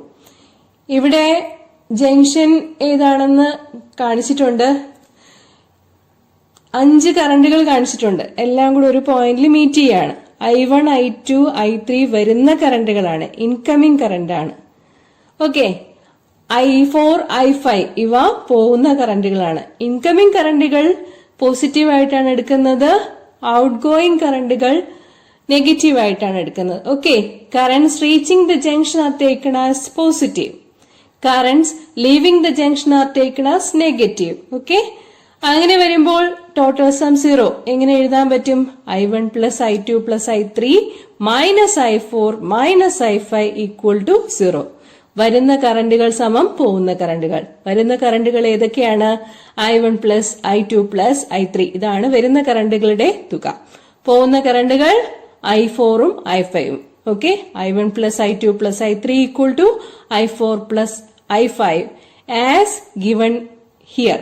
Okay, so junction rule മനസ്സിലായി കാണും എന്ന് വിചാരിക്കുന്നു. ഇനി നമുക്ക് കിർച്ചോഫിന്റെ രണ്ടാമത്തെ റൂൾ പരിശോധിക്കാം. മെഷ് റൂൾ അല്ലെങ്കിൽ ലൂപ്പ് റൂൾ എന്നാണ് അറിയപ്പെടുന്നത്. രണ്ടാമത്തെ റൂള് സ്റ്റേറ്റ്മെന്റ് ഇങ്ങനെയാണ്: algebraic sum of products of currents and resistances in any close loop equal to the algebraic sum of the EMFs in that loop. Loop എന്ന് പറഞ്ഞാൽ ഒരു closed സർക്യൂട്ടാണ്. ഒരു ക്ലോസ്ഡ് സർക്യൂട്ടിൽ കൂടിയുള്ള കറന്റുകളുടെയും കറസ്പോണ്ടിങ് റെസിസ്റ്റൻസുകളുടെയും പ്രോഡക്റ്റുകൾ എടുത്ത് തുകയെടുത്തു കഴിഞ്ഞാൽ അതെന്തിനെ സൂചിപ്പിക്കും എന്നാണ് പറയുന്നത്? ടോട്ടൽ EMF, ആ ലൂപ്പിലെ ടോട്ടൽ EMFനെ സൂചിപ്പിക്കും. The algebraic sum of the products of currents and resistances in any close loop is equal to the algebraic sum of the EMFs in that loop. Mathematical statement ഇങ്ങനെയാണ്: sigma IR equal to sigma E. Sigma IR എന്ന് പറഞ്ഞാൽ കറന്റിന്റെയും റെസിസ്റ്റൻസിന്റെയും product എടുത്തിട്ട് അത് some ചെയ്യുന്നതാണ്. Sigma E എന്ന് പറഞ്ഞാൽ total EMF in the closed loop. Okay, ഏത് ലൂപ്പാണ് എടുക്കുന്നത് അവിടുത്തെ EMF ആണ് സിഗ്മ ഇ എന്നതുകൊണ്ട് സൂചിപ്പിക്കുന്നത്. നമുക്ക് ഇവിടെ കാണിച്ചിരിക്കുന്ന സർക്യൂട്ടിലെ വിവിധ ലൂപ്പുകൾ എടുത്തിട്ട് അതില് മെഷ് റൂൾ അല്ലെങ്കിൽ ലൂപ്പ് റൂൾ അപ്ലൈ ചെയ്യാം. ആദ്യത്തെ ലൂപ്പ് എന്നുള്ളത് ABFGA ആണ്. I1 R1 ആദ്യത്തെ കറണ്ടും റെസിസ്റ്റൻസും, പിന്നെ I2 R2, പിന്നെ എന്താ ഉള്ളത്? ഈ I1 കറണ്ട് തന്നെയാണ് R5 കൂടി പോകുന്നത്. സോ I1 R5 ഇതിന്റെ മൂന്നിന്റെയും കൂടി തുക എടുക്കുക. I1 R1 plus I2 R2 plus I1 R5. ആ ലൂപ്പിലെ EMF E ആണ്. സോ ഇക്വേഷൻ കിട്ടിക്കഴിഞ്ഞു. I1 R1 plus I2 R2 plus I1 R5 equal to E. ഇനി BCDFB എന്ന ലൂപ്പ് നോക്കുക. റെഡിൽ കാണിച്ചിട്ടുണ്ട് BCDFB. അവിടെ EMF ഇല്ല. ആ ലൂപ്പില് ഇപ്പോ കാണിച്ചിരിക്കുന്നതില് EMF ഇല്ല. അതുകൊണ്ട് തന്നെ റൈറ്റ് ഹാൻഡ് സൈഡ് 0 ആയിരിക്കും. നമുക്ക് വരുന്ന കറണ്ടുകൾ, ഒരേ ഡിറക്ഷനിലേക്കുള്ള കറണ്ടുകൾ ഏതൊക്കെയാണ്? R3 കൂടി I3 ഉണ്ട്. ഈ I3 കറണ്ട് തന്നെയാണ് R4 കൂടിയും ഫ്ലോ ചെയ്യുന്നത്. പോകുന്ന കറണ്ടാണ് I2. സോ അത് നെഗറ്റീവ് ആയിരിക്കും. ഇക്വേഷൻ ഇങ്ങനെ വരും: I3 R3 plus I3 R4 minus I2 R2 equal to 0. ഇനി നമുക്ക് വലിയ ലൂപ്പ് നോക്കാം. ആ ലൂപ്പാണ് ACDGA. ഏതൊക്കെയാണ് കറണ്ടും റെസിസ്റ്റൻസും വരുന്നത്? I1 R1 plus I3 R3. I3 ആണ് R3 കൂടിയുള്ള കറണ്ട്. പിന്നെ I3 തന്നെയാണ് R4 കൂടിയുള്ളത്. പിന്നെ I1 R5. അതാണ് സിഗ്മ ഇ എന്ന് പറയുന്നത്. ഇവിടെ നടുവിൽ കാണിച്ചിരിക്കുന്ന നമ്മുടെ I2 കറണ്ടിന്റെ കേസ് ഇവിടെ വരുന്നില്ല, കാരണം ആ ലൂപ്പ് അല്ല നമ്മൾ പരിഗണിക്കുന്നത്. സോ ഇതാണ് മെഷ് റൂൾ അല്ലെങ്കിൽ ലൂപ്പ് റൂൾ എന്ന് പറയുന്നത്. പ്രോബ്ലം ചെയ്യുമ്പോൾ കൂടുതൽ കാര്യങ്ങൾ മനസ്സിലാവും. ഓക്കെ, ഇതുവരെ പഠിച്ച തിയറി വെച്ച് ഏതാനും പ്രോബ്ലംസ് വർക്ക്ഔട്ട് ചെയ്താലോ? ഫസ്റ്റ് പ്രോബ്ലം നോക്കിക്കോളൂ. The storage battery of a car has an EMF of 12 volt. If the internal resistance of the battery is 0.4 ohm, what is the maximum current that can be drawn from the battery? എന്താണ് പറഞ്ഞിരിക്കുന്നത്? ഒരു storage ബാറ്ററിയുടെ EMF തന്നിട്ടുണ്ട്, അതിന്റെ internal resistance 0.4 ഓം ആണ്. അങ്ങനെയാണെങ്കിൽ maximum current എത്രയായിരിക്കും, എത്ര ആവാം എന്നാണ് ചോദ്യം. മാക്സിമം കറണ്ട് എങ്ങനെയാണ് കണ്ടുപിടിക്കുക? മാക്സിമം കറണ്ട് സർക്യൂട്ടിൽ നിന്ന് ഡ്രോ ചെയ്യാൻ പറ്റുന്നത് എക്സ്റ്റേണൽ റെസിസ്റ്റൻസ് ഒന്നും ഇല്ലാതിരിക്കുമ്പോഴാണ്. ഓക്കെ, ഇന്റേണൽ റെസിസ്റ്റൻസ് മാത്രം കണക്കാക്കുമ്പോഴാണ്. So we have the equation V equal to IR. ഓംസിൽ വെച്ചിട്ടുള്ള പ്രോബ്ലം ആണിത്. ഇന്റേണൽ റെസിസ്റ്റൻസ് സ്മോൾ r ആണ് 0.4 ഓം. മാക്സിമം കറണ്ട് വരണമെന്നുണ്ടെങ്കിൽ മറ്റ് റെസിസ്റ്റൻസുകളൊന്നും ഉണ്ടാകാൻ പാടില്ല. സോ എക്സ്റ്റേണൽ റെസിസ്റ്റൻസിന്റെ വാല്യൂ 0.4 ഓം തന്നെ കൊടുക്കാവുന്നതാണ്. So current I equal to V/R equal to 30 ampere എന്ന് കിട്ടുന്നതായിരിക്കും. Okay, over to problem number 2. A battery of EMF 10 volt and internal resistance 3 ohm is connected to a resistor. If the current in the circuit is 0.5 ampere, what is the resistance of the resistor? What is the terminal voltage of the battery when the circuit is closed? Okay, നമുക്ക് equation അറിയാം. Equation എന്ന് പറയുന്നത് EMF E equal to terminal volt plus lost volt എന്നുള്ളതാണ്. E equal to I into capital R plus I into small r. നമുക്ക് ഇവിടെ തന്നിരിക്കുന്നത് EMF 10 volt ആണ്, internal resistance 3 ampere ആണ്, സർക്യൂട്ടിൽ കൂടിയുള്ള കറണ്ട് 0.5 ആംപിയർ ആണ്. അപ്പോൾ നമ്മുടെ ഇക്വേഷനിൽ ഒരേ ഒരു അൺനോൺ മാത്രമേ വരുന്നുള്ളൂ, ക്യാപിറ്റൽ R. ക്യാപിറ്റൽ ആറിന് വേണ്ടിയിട്ട് ഇക്വേഷൻ റീറൈറ്റ് ചെയ്യുക. എക്സ്റ്റേണൽ റെസിസ്റ്റൻസ് എത്രയാവണം എന്നുള്ളതാണ്. R equal to E minus I into small r divided by I. Values substitute ചെയ്ത് കൊടുക്കുക.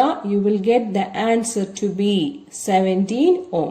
ഓക്കെ, അങ്ങനെയാണെങ്കിൽ ഇപ്പം എക്സ്റ്റേണൽ റെസിസ്റ്റൻസ് കിട്ടിക്കഴിഞ്ഞു, അതാണ് ക്യാപിറ്റൽ ആറിന്റെ വാല്യൂ. What is the terminal voltage of the battery? Terminal voltage എന്ന് പറഞ്ഞാൽ എക്സ്റ്റേണൽ റെസിസ്റ്റൻസിന് അക്രോസ് ആയിട്ടുണ്ടാകുന്ന പൊട്ടൻഷ്യൽ ഡ്രോപ്പ് ആണ്, അതാണ് terminal voltage. Terminal voltage V equal to I into capital R. Okay, I value already തന്നിട്ടുണ്ട്, R വാല്യൂ നമ്മളിപ്പോ കണ്ടുപിടിച്ചു. So V equal to 0.5 into 17 equal to 8.5 volt. Clear? ഇനി നമുക്ക് തേർഡ് ക്വസ്റ്റ്യൻ നോക്കാം. വളരെ സിമ്പിൾ ആണ്, ഓംസ് ലോയുടെ ആപ്ലിക്കേഷൻ ആണ് ഇവിടെ. 3 resistors 1 ohm, 2 ohm and 3 ohm are combined in series. What is the total resistance of the combination? Series combinationന്റെ effective resistance അല്ലെങ്കിൽ equivalent resistance എന്താണെന്ന് നമുക്കറിയാം. R1, R2, R3 ആണ് 3 റെസിസ്റ്റൻസുകളെങ്കിൽ effective resistance R equal to R1 plus R2 plus R3 ആയിരിക്കും. So the value is 1 plus 2 plus 3 equal to 6 ohm. Okay. B part നോക്കാം.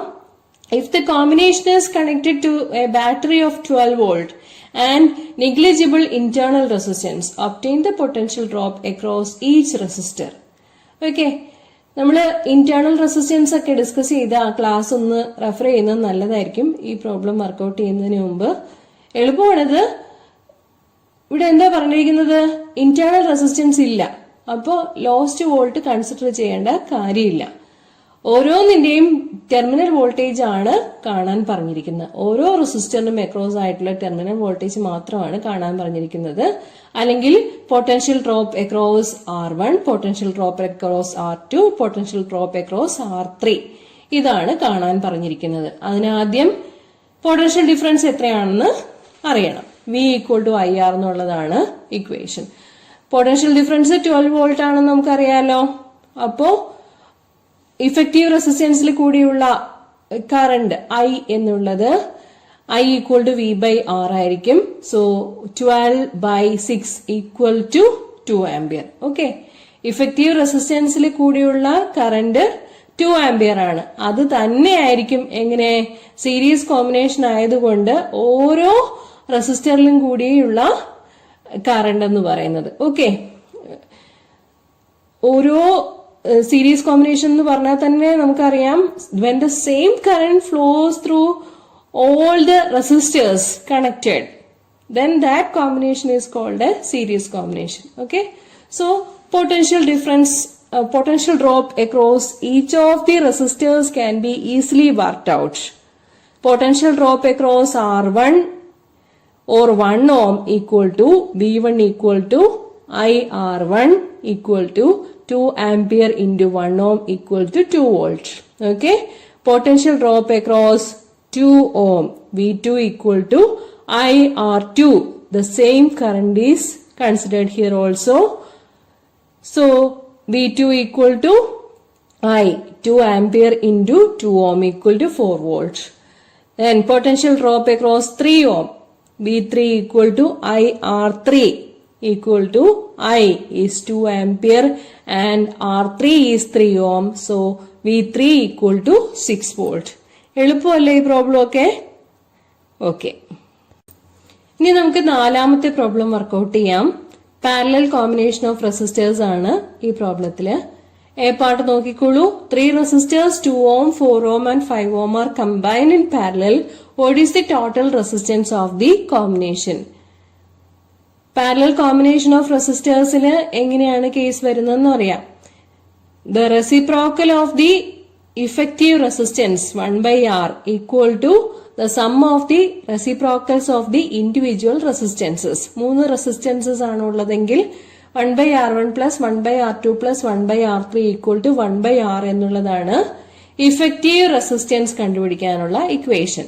Okay, 1 by 2 plus 1 by 4 plus 1 by 5 ആയിരിക്കും 1 by R. LCM 2, 4, 5ന്റെ LCM 20 ആണ്. 20 കൊണ്ട് ഓരോ ടേമിനെയും multiply ചെയ്യണം. അപ്പോ എന്ത് കിട്ടും? 20 into 1 by 2 എന്ന് പറഞ്ഞാൽ 10 plus 20 into 1 by 4 is 5. 20 into 1 by 5 എന്ന് പറഞ്ഞാൽ 4. So 10 plus 5 plus 4 divided by 20. That is 19 by 20. അത് 1 by R ന്റെ വാല്യൂ ആണ്. So R equal to reciprocal എടുക്കണം. 20 by 19 ohm ആയിരിക്കും. ഓക്കെ, ഇനി ബി പാർട്ടിലേക്ക് പോകാം. If the combination is connected to a battery of EMF 20 volt and negligible internal resistance, determine the current through each resistor and the total current drawn from the battery. Okay, ഇവിടെ പറഞ്ഞിരിക്കുന്നത് എന്താണ്? ഇത് ഇവിടെ കൊടുത്തിരിക്കുന്ന ബാറ്ററിയുടെ EMF 20 volt ആണ്. Internal resistance consider ചെയ്യേണ്ട ആവശ്യമില്ല. So V equal to IR എന്ന് സിമ്പിൾ ആയിട്ട് അപ്ലൈ ചെയ്താൽ മതി. Determine the current through each resistor and the total current എന്നാണ് ചോദ്യം. ഓക്കെ, ഇപ്പൊ ഇവിടെ പാരലൽ കോമ്പിനേഷൻ ആണെന്ന് പറഞ്ഞിട്ടുണ്ട്. പാരലൽ കോമ്പിനേഷൻ ആണെന്ന് പറയുമ്പോൾ അതിന്റെ അർത്ഥം എന്താണ്? The potential difference is the same.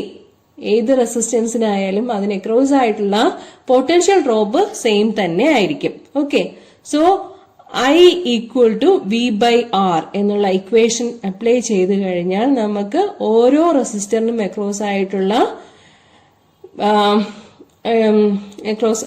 ഓരോ റെസിസ്റ്റൻസിലും കൂടിയുള്ള കറണ്ട് കണ്ടുപിടിക്കാൻ സാധിക്കും. I1 equal to V by R1, I2 equal to V by R2, I3 equal to V by R3. Okay, so I1ന്റെ വാല്യൂ എത്രയാണ്? I1 equal to V by R1. V എന്നുള്ളത് തന്നിട്ടുണ്ട് 20 volt ആണ്. R1 2 ohm ആണ്. So 10 ampere current ആയിരിക്കും 2 ohmൽ കൂടി ഉണ്ടാവുക. Okay, current through 4 ohm, that is I2 equal to V by R2. V 20 volt ആണ്, R2 4 ohm ആണ്. സോ 5 ആംപിയർ എന്ന് കിട്ടുന്നതായിരിക്കും. അടുത്തത് പാരലൽ കോമ്പിനേഷൻ ആണെന്നുള്ളത് ഓർത്തിരിക്കുക. എല്ലാം പാരലൽ കോമ്പിനേഷൻ തന്നെയാണ്. ഇക്വേഷൻ വരുന്നത് I3 ഈക്വൽ ടു V/R3 എന്നുള്ളതായിരിക്കും. സോ V എന്നത് 20 വോൾട്ട് ആണ്, R3 5 ആംപിയർ 5 ഓം ആണ്. So current through 5 ohm is equal to V/R3 is 4 ampere എന്ന് കിട്ടുന്നതായിരിക്കും. ഓക്കെ, ഒരു ജംഗ്ഷനിൽ മീറ്റ് ചെയ്യുന്ന current parallel combination of resistors ആവുമ്പോൾ 3 റെസിസ്റ്ററുകളിലേക്കും കൂടി സ്പ്ലിറ്റ് ചെയ്ത് പോവുകയാണ് ചെയ്യുക അല്ലെ. സോ I കറന്റ് ആണ് വരുന്നതെങ്കിൽ I1 കറന്റ് R1 കൂടിയും I2 കറന്റ് R2 കൂടിയും I3 കറന്റ് R3 കൂടിയുമാണ് പോകുന്നത്.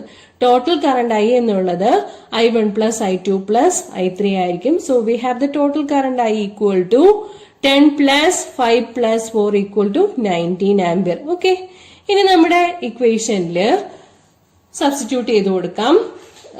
EMF എന്നുള്ളതാണ് V/R എന്നുള്ള ഇക്വേഷൻ. EMF ഇന്റേണൽ റെസിസ്റ്റൻസ് എടുത്തില്ലെങ്കിലും EMF എന്നുള്ള കൺസെപ്റ്റിൽ നമ്മൾ I ഈക്വൽ ടു V/R എന്നുള്ളതിന് പകരം E/R എന്ന് എടുക്കുകയാണ്. ഓക്കെ, ഇവിടെ ഇന്റേണൽ റെസിസ്റ്റൻസ് ഇല്ലാത്തത് കൊണ്ട് EMFും പൊട്ടൻഷ്യൽ ഡ്രോപ്പും ഒന്ന് തന്നെയായിരിക്കും. So I equal to E/R എന്ന് എഴുതാം. E is 20 volt EMF, then R is equal to effective resistance അല്ലേ, effective resistance R equal to 20 by 19 substitute ചെയ്ത് കൊടുക്കുമ്പോൾ 19 ആംപിയർ എന്ന് കിട്ടുന്നതായിരിക്കും. 20 ക്യാൻസൽ ആയി പോകും, 19 ന്യൂമറേറ്ററിലേക്ക് പോകുമ്പോഴാണ് I ഈക്വൽ ടു 19 ആംപിയർ എന്ന് നമുക്ക് കിട്ടുന്നത്. ഓക്കെ, അപ്പോൾ ഈ പ്രോബ്ലം വർക്ക്ഔട്ട് ചെയ്യുമ്പോൾ തിയറിയിൽ എന്തെങ്കിലും ഡൗട്ട്സ് ഉണ്ടെങ്കിൽ റെസിസ്റ്റേഴ്സ് ഇൻ പാരലൽ ഡിസ്കസ് ചെയ്ത വീഡിയോ ക്ലാസ് ഒന്ന് റെഫർ ചെയ്താൽ നന്നായിരിക്കും. Okay, problem number 5. At room temperature, that is 27 degrees Celsius, the resistance of a heating element is 100 ohm. What is the temperature of the element if the resistance is found to be 117 ohm? Given that the temperature coefficient of the material of the resistor is 1.7 into 10 power minus 4 per degree Celsius. Okay. ഈ problem direct substitution problem തന്നെയാണ്. നമ്മൾ temperature dependence of റെസിസ്റ്റിവിറ്റിയിൽ പറഞ്ഞ equation തന്നെയാണ് ഇവിടെയും വരുന്നത്.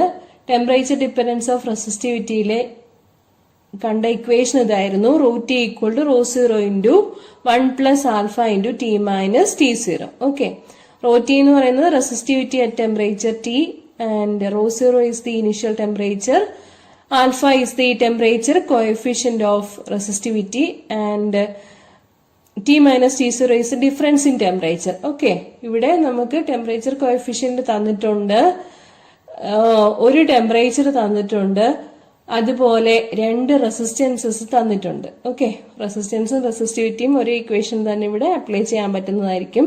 So നമ്മുടെ equation ഇങ്ങനെ എഴുതാം. R2 equal to R1 into 1 plus alpha into delta T minus T0 എന്ന് പറയുന്നതിന് പകരം ഡിഫറൻസ് ഇൻ ടെമ്പറേച്ചർ ആയിട്ട് കൊടുക്കാം. R1 into 1 plus alpha T. Okay, ഇവിടെ തന്നിരിക്കുന്ന വാല്യൂസ് ഒക്കെ സബ്സ്റ്റിറ്റ്യൂട്ട് ചെയ്യാം. ആദ്യം റൂം ടെമ്പറേച്ചർ ആണ് T1. Okay, so T1 equal to 27 degree Celsius. അന്നേരമുള്ള റെസിസ്റ്റൻസ് ആയിരുന്നു 100 ഓം. ഓക്കെ, ഇനി ടെമ്പറേച്ചർ കൂട്ടാണ്. ടെമ്പറേച്ചർ കൂട്ടുമ്പോഴായിരിക്കും റെസിസ്റ്റൻസ് കൂടുന്നത് അല്ലെ. സോ T2 നമുക്ക് എത്രയാണെന്ന് അറിയില്ല, T2 ആണ് കണ്ടുപിടിക്കാനുള്ളത്.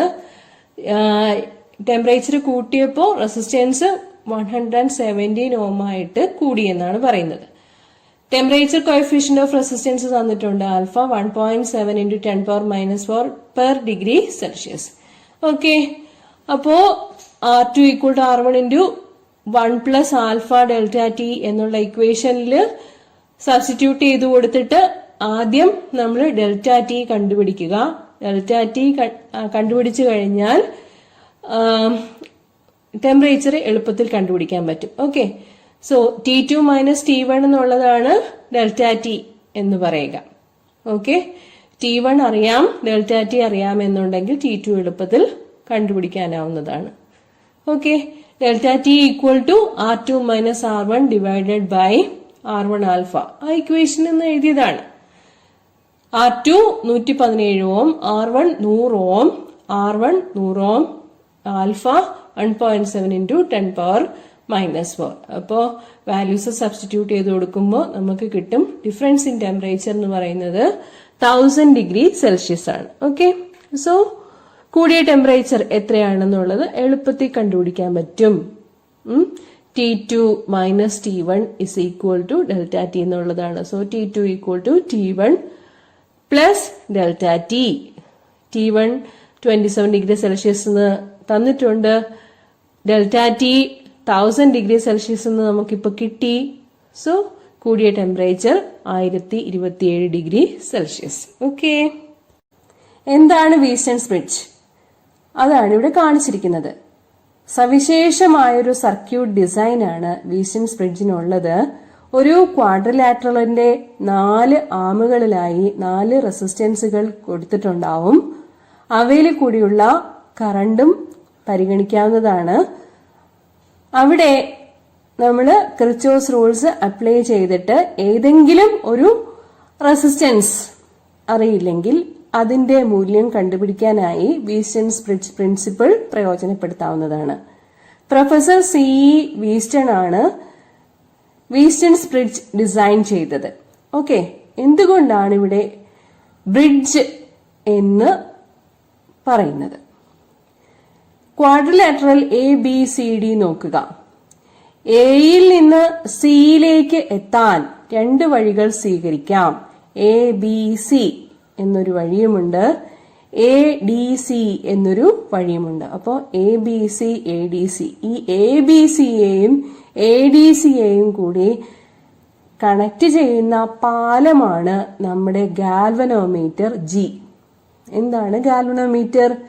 ഒരു സർക്യൂട്ടിലെ കറന്റിന്റെ സാന്നിധ്യം തിരിച്ചറിയുന്നതിനുള്ള ഡിവൈസ് ആണ് ഗാൽവനോമീറ്റർ. ഓക്കെ, അപ്പോ ഈ വീസ്റ്റൺസ് ബ്രിഡ്ജിന്റെ ബാലൻസിങ് കണ്ടീഷൻ ഒക്കെ പറഞ്ഞിട്ട് അൺനോൺ റെസിസ്റ്റൻസ് എങ്ങനെ കണ്ടുപിടിക്കാം എന്നുള്ളതാണ് ഇന്നത്തെ ചർച്ചാ വിഷയം. ഓക്കെ, സർക്യൂട്ട് കംപ്ലീറ്റ് ആണ്. സോഴ്സ് ഓഫ് EMF E ആണ്. സർക്യൂട്ടിൽ കൂടി ഉള്ള കറണ്ട് I ആണ്.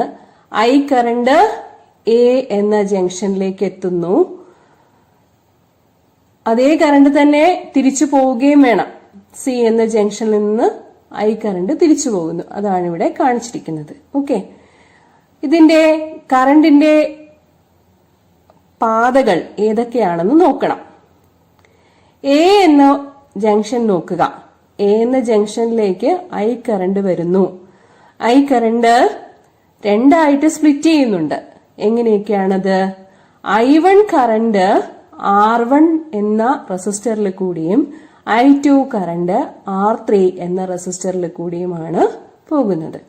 ഓക്കെ, ഇനി I1 കറണ്ട് B എന്ന ജംഗ്ഷനിൽ എത്തിയിട്ട് 2 ആയിട്ട് സ്പ്ലിറ്റ് ചെയ്യുന്നു. IG കറണ്ട് ഗാൽവനോമീറ്ററിൽ കൂടിയും I3 കറണ്ട് R2 റെസിസ്റ്ററിൽ കൂടിയും പോകുന്നു. ഓക്കെ, D എന്ന ജംഗ്ഷനിലെ കറണ്ടുകൾ ഏതെല്ലാമാണ്? 2 കറണ്ടുകളാണ് അവിടെ വരുന്നത്. ആരോ മാർക്ക് ശ്രദ്ധിക്കുക. വരുന്നതിന്റെ ആരോ മാർക്ക് ശ്രദ്ധിക്കുക. I2 കറണ്ട് വരുന്നുണ്ട്, IG കറണ്ടും വരുന്നുണ്ട്. പോകുന്നത് I4 കറണ്ടാണ് ഡിയിൽ നിന്ന് പോകുന്നത് അല്ലെങ്കിൽ പുറപ്പെടുന്നത്. ഓക്കെ, സി എന്ന ജംഗ്ഷനിൽ മീറ്റ് ചെയ്യുന്ന കറണ്ടുകൾ I3യും I4ുമാണ്. അവിടെ നിന്ന് ഇതെല്ലാം കൂടി ചേർന്നിട്ട് ടോട്ടൽ വന്നത് I അല്ലേ? I തന്നെ തിരിച്ചു പോകണം. ഓക്കെ, ഒരു കീ കൊടുത്തിട്ടുണ്ട്.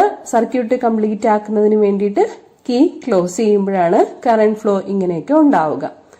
ഓക്കെ, അപ്പോ ABC ADC എന്നിങ്ങനെയുള്ള 2 വഴികളെ ഒരു പാലം ആയ ഗാൽവനോമീറ്റർ ഉപയോഗിച്ച് ബന്ധിപ്പിച്ചിരിക്കുന്ന പ്രത്യേകതരം ഡിസൈനാണ് വീസ്റ്റൺസ് ബ്രിഡ്ജ്. ഇതിൽ ഏതെങ്കിലും ഒരു റെസിസ്റ്റൻസിന്റെ വാല്യൂ അറിയില്ല എന്നുണ്ടെങ്കിൽ അതിനെ വീസ്റ്റൺസ് ബ്രിഡ്ജ് പ്രിൻസിപ്പിൾ ഉപയോഗിച്ച് കണ്ടുപിടിക്കാൻ സാധിക്കുന്നതാണ്. ഓക്കെ, അതെങ്ങനെയാണെന്നാണ് നമ്മൾ കാണാൻ പോകുന്നത്. വീസ്റ്റൺസ് ബ്രിഡ്ജിന്റെ ബാലൻസിങ് കണ്ടീഷൻ എന്താണെന്നാണ് നമ്മൾ ആദ്യം മനസ്സിലാക്കേണ്ടത്. അതിനുവേണ്ടി പറഞ്ഞിരിക്കുന്ന കാര്യങ്ങളെല്ലാം ഒരിക്കൽ കൂടി നോക്കാം. അൺനോൺ റെസിസ്റ്റൻസ് കണ്ടുപിടിക്കാനുള്ള ഇൻസ്ട്രുമെന്റ് ആണ് വീസ്റ്റൺസ് ബ്രിഡ്ജ്, അല്ലെങ്കിൽ ഒരു ഡിസൈൻ ആണ് വീസ്റ്റൺസ് ബ്രിഡ്ജ്. കിർച്ചോസ് റൂൾസിന്റെ ആപ്ലിക്കേഷൻ ആണ് ഇവിടെ പ്രയോജനപ്പെടുത്തുന്നത്. 4 റെസിസ്റ്റൻസുകൾ ഒരു ബ്രിഡ്ജ് സർക്യൂട്ടിൽ കണക്ട് ചെയ്തിട്ടുണ്ടായിരിക്കും. ഒരെണ്ണം അൺനോൺ റെസിസ്റ്റൻസ് ആയിരിക്കും. ഇവിടുത്തെ സെൽ ഓഫ് EMF കണക്ട് ചെയ്തിരിക്കുന്നത് A എന്ന പോയിന്റിനും C എന്ന പോയിന്റിനും ഇടയിലാണ്. ഗാൽവനോമീറ്റർ കണക്ട് ചെയ്തിരിക്കുന്നത് B എന്ന പോയിന്റിനും D എന്ന പോയിന്റിനും ഇടയിലാണ്. കീ ഓൺ ആയിരിക്കുമ്പോൾ സർക്യൂട്ടിൽ കൂടി കറന്റ് ഫ്ലോ ഉണ്ടാവും. ബ്രിഡ്ജ് ബാലൻസ് ആവുന്നത് എപ്പോഴാണ്? B എന്ന പോയിന്റിലെയും D എന്ന പോയിന്റിലെയും പൊട്ടൻഷ്യൽ ഡിഫറൻസ് സെയിം ആയിരിക്കുമ്പോൾ, രണ്ടിടത്തെയും പൊട്ടൻഷ്യൽ വാല്യൂസ് സെയിം ആയിരിക്കുമ്പോഴാണ് ബ്രിഡ്ജ് ബാലൻസ്ഡ് ആണെന്ന് പറയുന്നത്. ബ്രിഡ്ജ് ബാലൻസ്ഡ് ആവുമ്പോൾ ABC എന്ന വഴിയും ADC എന്ന വഴിയും രണ്ടും ഒരുപോലെ വരണം. അതായത് ഗാൽവനോമീറ്ററിൽ കൂടിയുള്ള കറന്റ് 0 ആയിരിക്കണം. അതായത് ബ്രിഡ്ജിന്റെ balancing condition IG equal to 0 എന്നുള്ളതാണ്. അപ്പോഴാണ് ABCയും ADCയും തുല്യമായിട്ട് വരിക. എയിൽ നിന്ന് C എന്ന പോയിന്റിലേക്ക് എത്താനുള്ള പാത്ത് രണ്ടും തുല്യമായിട്ട് വരുമ്പോഴാണ് നമ്മുടെ ബ്രിഡ്ജ് ബാലൻസ്ഡ് ആണെന്ന് പറയുന്നത്. No current flows through the galvanometer of resistance G at balanced condition. So, bridge balanced ആവാനുള്ള കണ്ടീഷൻ IG ഈക്വൽ ടു 0 എന്നുള്ളതാണ്. IG എന്നാൽ കറന്റ് ത്രൂ ദി ഗാൽവനോമീറ്റർ എന്നാണ്. ഓക്കെ, മറ്റൊരു പ്രധാനപ്പെട്ട പോയിന്റ് ഓർക്കേണ്ടത് എങ്ങനെയാണ്? റെസിസ്റ്റേഴ്സിന്റെ വാല്യൂസ് അഡ്ജസ്റ്റ് ചെയ്തിട്ടാണ് ബ്രിഡ്ജിനെ ബാലൻസ് ചെയ്യുന്നത്. The values of resistors are adjusted such that the potentials at B and D become the same. അപ്പോഴാണ് ബ്രിഡ്ജ് ബാലൻസ്ഡ് ആണെന്ന് പറയുന്നത്. അങ്ങനെയാവുമ്പോൾ ABC എന്നുള്ള പാത്തും ADC എന്നുള്ള പാത്തും തുല്യമായി കണക്കാക്കാൻ സാധിക്കുന്നതാണ്. ഓക്കെ, നമ്മുടെ വീസ്റ്റൺസ് ബ്രിഡ്ജില് കിർച്ചോസ് റൂൾസ് അപ്ലൈ ചെയ്യാൻ പോവുകയാണ്. വിവിധ ലൂപ്പുകൾ എടുക്കുക, അവിടെയുള്ള sigma IR equal to sigma E എന്ന ലൂപ്പ് റൂൾ വെരിഫൈ ചെയ്യുക. ഓക്കെ, ആദ്യം നമുക്ക് ABDA എന്ന ക്ലോസ്ഡ് ലൂപ്പ് എടുക്കാം. ABDAയില് സോഴ്സ് ഓഫ് EMF ഇല്ലല്ലോ. അങ്ങനെയാവുമ്പോ RHS 0 ആയിരിക്കും. ഓക്കെ, കറന്റുകളും റെസിസ്റ്റൻസുകളും ഏതെല്ലാമാണ്? Products of currents and resistances എങ്ങനെയൊക്കെയാണ് വരുന്നത്? I1 കറന്റ് R1 കൂടി, IG current galvanometer resistance G കൂടി. ഓക്കെ, അപ്പോ അത് രണ്ടും ക്ലോക്ക് വൈസ് ആയിട്ടാണ് ഉള്ളത്. ഒരു ക്ലോക്കിലെ സൂചിയുടെ മൂവ്മെന്റ് നോക്കുന്നത് പോലെ ക്ലോക്ക് വൈസ് ആയിട്ട് വരുന്ന രണ്ട് കറന്റുകളാണ് I1ഉം IG-യും. അത് രണ്ടും പോസിറ്റീവ് ആയിരിക്കും. I2 കറന്റിന്റെ ഡയറക്ഷൻ നേരത്തെ പറഞ്ഞത് ഓർക്കുക. I2 എന്നുള്ളത് ആന്റി ക്ലോക്ക് വൈസ് ആയിട്ടാണ് വരുന്നത്. സോ I2 എന്നുള്ളത് നെഗറ്റീവ് ആയിരിക്കും. ഓക്കെ, ക്ലോക്ക് വൈസ് കറന്റുകൾ പോസിറ്റീവ് എന്നും ആന്റി ക്ലോക്ക് വൈസ് കറന്റുകൾ നെഗറ്റീവ് എന്നും എടുക്കുക. അങ്ങനെയാകുമ്പോ നമുക്ക് കറന്റിന്റെയും റെസിസ്റ്റൻസിന്റെയും പ്രോഡക്റ്റ് എടുത്ത് തുക എടുക്കുമ്പോ എങ്ങനെ വരും? I1 into R1 plus IG into G. I2 anticlockwise ആണ്. So minus I2 into R3 equal to 0. Source of EMF ഇല്ലാത്തത് കൊണ്ട് ABDA എന്ന ലൂപ്പിലെ ഇക്വേഷൻ 1 കാണിച്ചിരിക്കുന്നത് പ്രകാരമായിരിക്കും. ബ്രിഡ്ജിന്റെ ബാലൻസിംഗ് കണ്ടീഷൻ അപ്ലൈ ചെയ്യാം. ബാലൻസിംഗ് കണ്ടീഷൻ എന്നാൽ ഗാൽവനോമീറ്റർ കറന്റ് 0 ആകുന്നതാണ്. അങ്ങനെ വരുമ്പോൾ ഇക്വേഷൻ 1 എങ്ങനെ മാറും? I1 R1 minus I2 R3 equal to 0 എന്നായിരിക്കും. അല്ലെങ്കിൽ I1 R1 equal to I2 R3 എന്നായിരിക്കും. Equation number 2. അടുത്ത ലൂപ്പ് പരിഗണിക്കാം. അടുത്ത ലൂപ്പ് BCDB ആണ്. BCDBയിലേക്ക് ക്ലോക്ക് വൈസ് കറണ്ട് എടുക്കുന്നത് I3 ആണ്. ക്ലോക്ക് വൈസ് കറണ്ട് I3 ആണ്. ആന്റി ക്ലോക്ക് വൈസ് കറണ്ടുകളുണ്ടോ? ഏതെല്ലാമാണ്? IG anticlockwise current ആണ്. ആ IG കറണ്ട് D എന്ന ജംഗ്ഷനിൽ വന്നിട്ട് I4 കറണ്ട് R4 കൂടിയാണ് പോകുന്നത്. അപ്പോ I4 കറണ്ടും ആന്റി ക്ലോക്ക് വൈസ് ആണ്. So IG and I4 are negative. Considering the loop BCDB and I3 current is positive. So we have the loop rule in BCDB, which is I3R2 minus I4R4 minus IG into G equal to 0. അവിടെയും source of EMF ഇല്ല. BCDBയിലും source of EMF ഇല്ല. അതുകൊണ്ട് RHS 0 ആയിരിക്കും. ഇനി ബ്രിഡ്ജിന്റെ balancing condition കൊടുക്കാം. IG equal to 0. അപ്പോഴെന്താണ് കിട്ടുക? I3R2 equal to IG into G, അല്ലെങ്കിൽ I3R2 minus IG into G equal to 0. അതാണ് I3R2 ഈക്വൽ ടു I4R4 എന്ന് എഴുതുന്നത്. ഇക്വേഷൻ നമ്പർ 4ഉം ആയി കഴിഞ്ഞു. ഓക്കെ, ഇനി നമുക്ക് ജംഗ്ഷനില് മീറ്റ് ചെയ്യുന്ന കറണ്ടുകളെ സംബന്ധിക്കുന്ന നിയമം എഴുതാം. Kirchhoff's first rule. Algebraic sum of the currents meeting at any junction in a circuit equal to 0. B എന്ന ജംഗ്ഷനിൽ മീറ്റ് ചെയ്യുന്ന കറണ്ടുകൾ ഏതെല്ലാമാണ്? ബി എന്ന ജംഗ്ഷനിലേക്ക് വരുന്ന കറണ്ട് I1 ആണ്. അവിടുന്ന് പോകുന്ന കറണ്ട് IG-യും I3-യുമാണ്. സോ വരുന്ന കറണ്ട് I1 പോസിറ്റീവ് ആയിട്ട് എടുക്കണം. IG-യും I3-യും പോകുന്ന കറണ്ടുകളായതുകൊണ്ട് അവ നെഗറ്റീവ് ആയിട്ട് എടുക്കണം. So at the junction B, junction rule is I1 minus IG minus I3 equal to 0. ഇവിടെയും നമ്മുടെ ബാലൻസിങ് കണ്ടീഷൻ കൊടുക്കുകയാണെങ്കിൽ എന്ത് കിട്ടും? IG equal to 0 വന്നു കഴിഞ്ഞാൽ I1 minus I3 equal to 0 എന്ന് കൊടുത്താൽ ഇക്വേഷൻ 5 ആയി I1 equal to I3. Okay, ഇനി നമുക്ക് D എന്ന ജംഗ്ഷനിലെ ജംഗ്ഷൻ റൂള് നോക്കാം. അവിടെ I2-ഉം IG-യുമാണ് D എന്ന ജംഗ്ഷനിലേക്ക് വരുന്ന കറണ്ടുകൾ. ഓക്കെ, സോ I2-ഉം IG-യും പോസിറ്റീവ് ആയിട്ട് എടുക്കാം. പോകുന്ന കറണ്ട് I4 ആണ്, അത് നെഗറ്റീവ് ആയിട്ട് എടുക്കാം. സോ ഇക്വേഷൻ ഇങ്ങനെയാണ്: I2 പ്ലസ് IG, വരുന്ന കറണ്ടാണ് IG, അതുകൊണ്ട് അത് പോസിറ്റീവ് ആയിട്ട് എടുക്കുക. I2 plus IG minus I4 equal to 0. Balancing condition കൊടുത്തു കഴിയുമ്പോൾ IG 0 ആകും. അപ്പോ equation I2 minus I4 equal to 0 എന്നതായിരിക്കും, അല്ലെങ്കിൽ I2 ഈക്വൽ ടു I4 എന്നുള്ളതായിരിക്കും.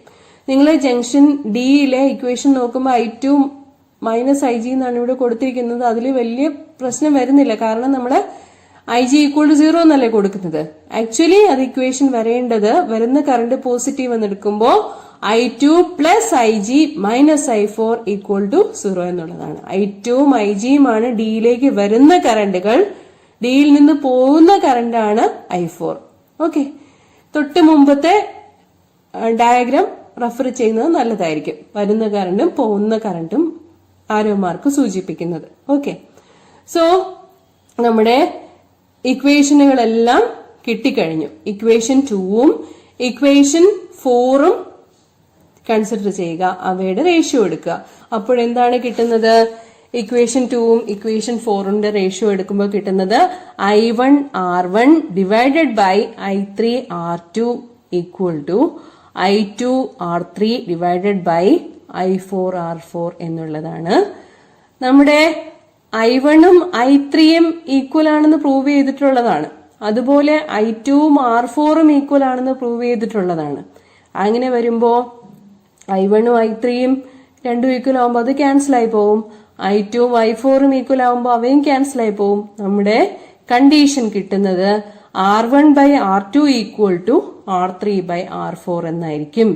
ഇതാണ് വീസ്റ്റൺസ് ബ്രിഡ്ജ് പ്രിൻസിപ്പിൾ എന്ന് പറയുന്നത്. Okay, R1, R2, R3, R4 ഇതിലേതെങ്കിലും ഒരു റെസിസ്റ്റൻസിന്റെ മൂല്യം അറിയില്ല എന്നുണ്ടെങ്കിൽ അതിനെ കണ്ടുപിടിക്കാനായിട്ട് ഈ ഇക്വേഷന്റെ സഹായം തേടാവുന്നതാണ്.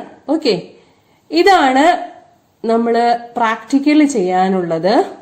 വീസ്റ്റേൺസ് ബ്രിഡ്ജ് പ്രിൻസിപ്പിൾ അപ്ലൈ ചെയ്തിട്ട് മീറ്റർ ബ്രിഡ്ജ് എന്നൊരു പ്രാക്ടിക്കല് ചെയ്യാനുണ്ട്.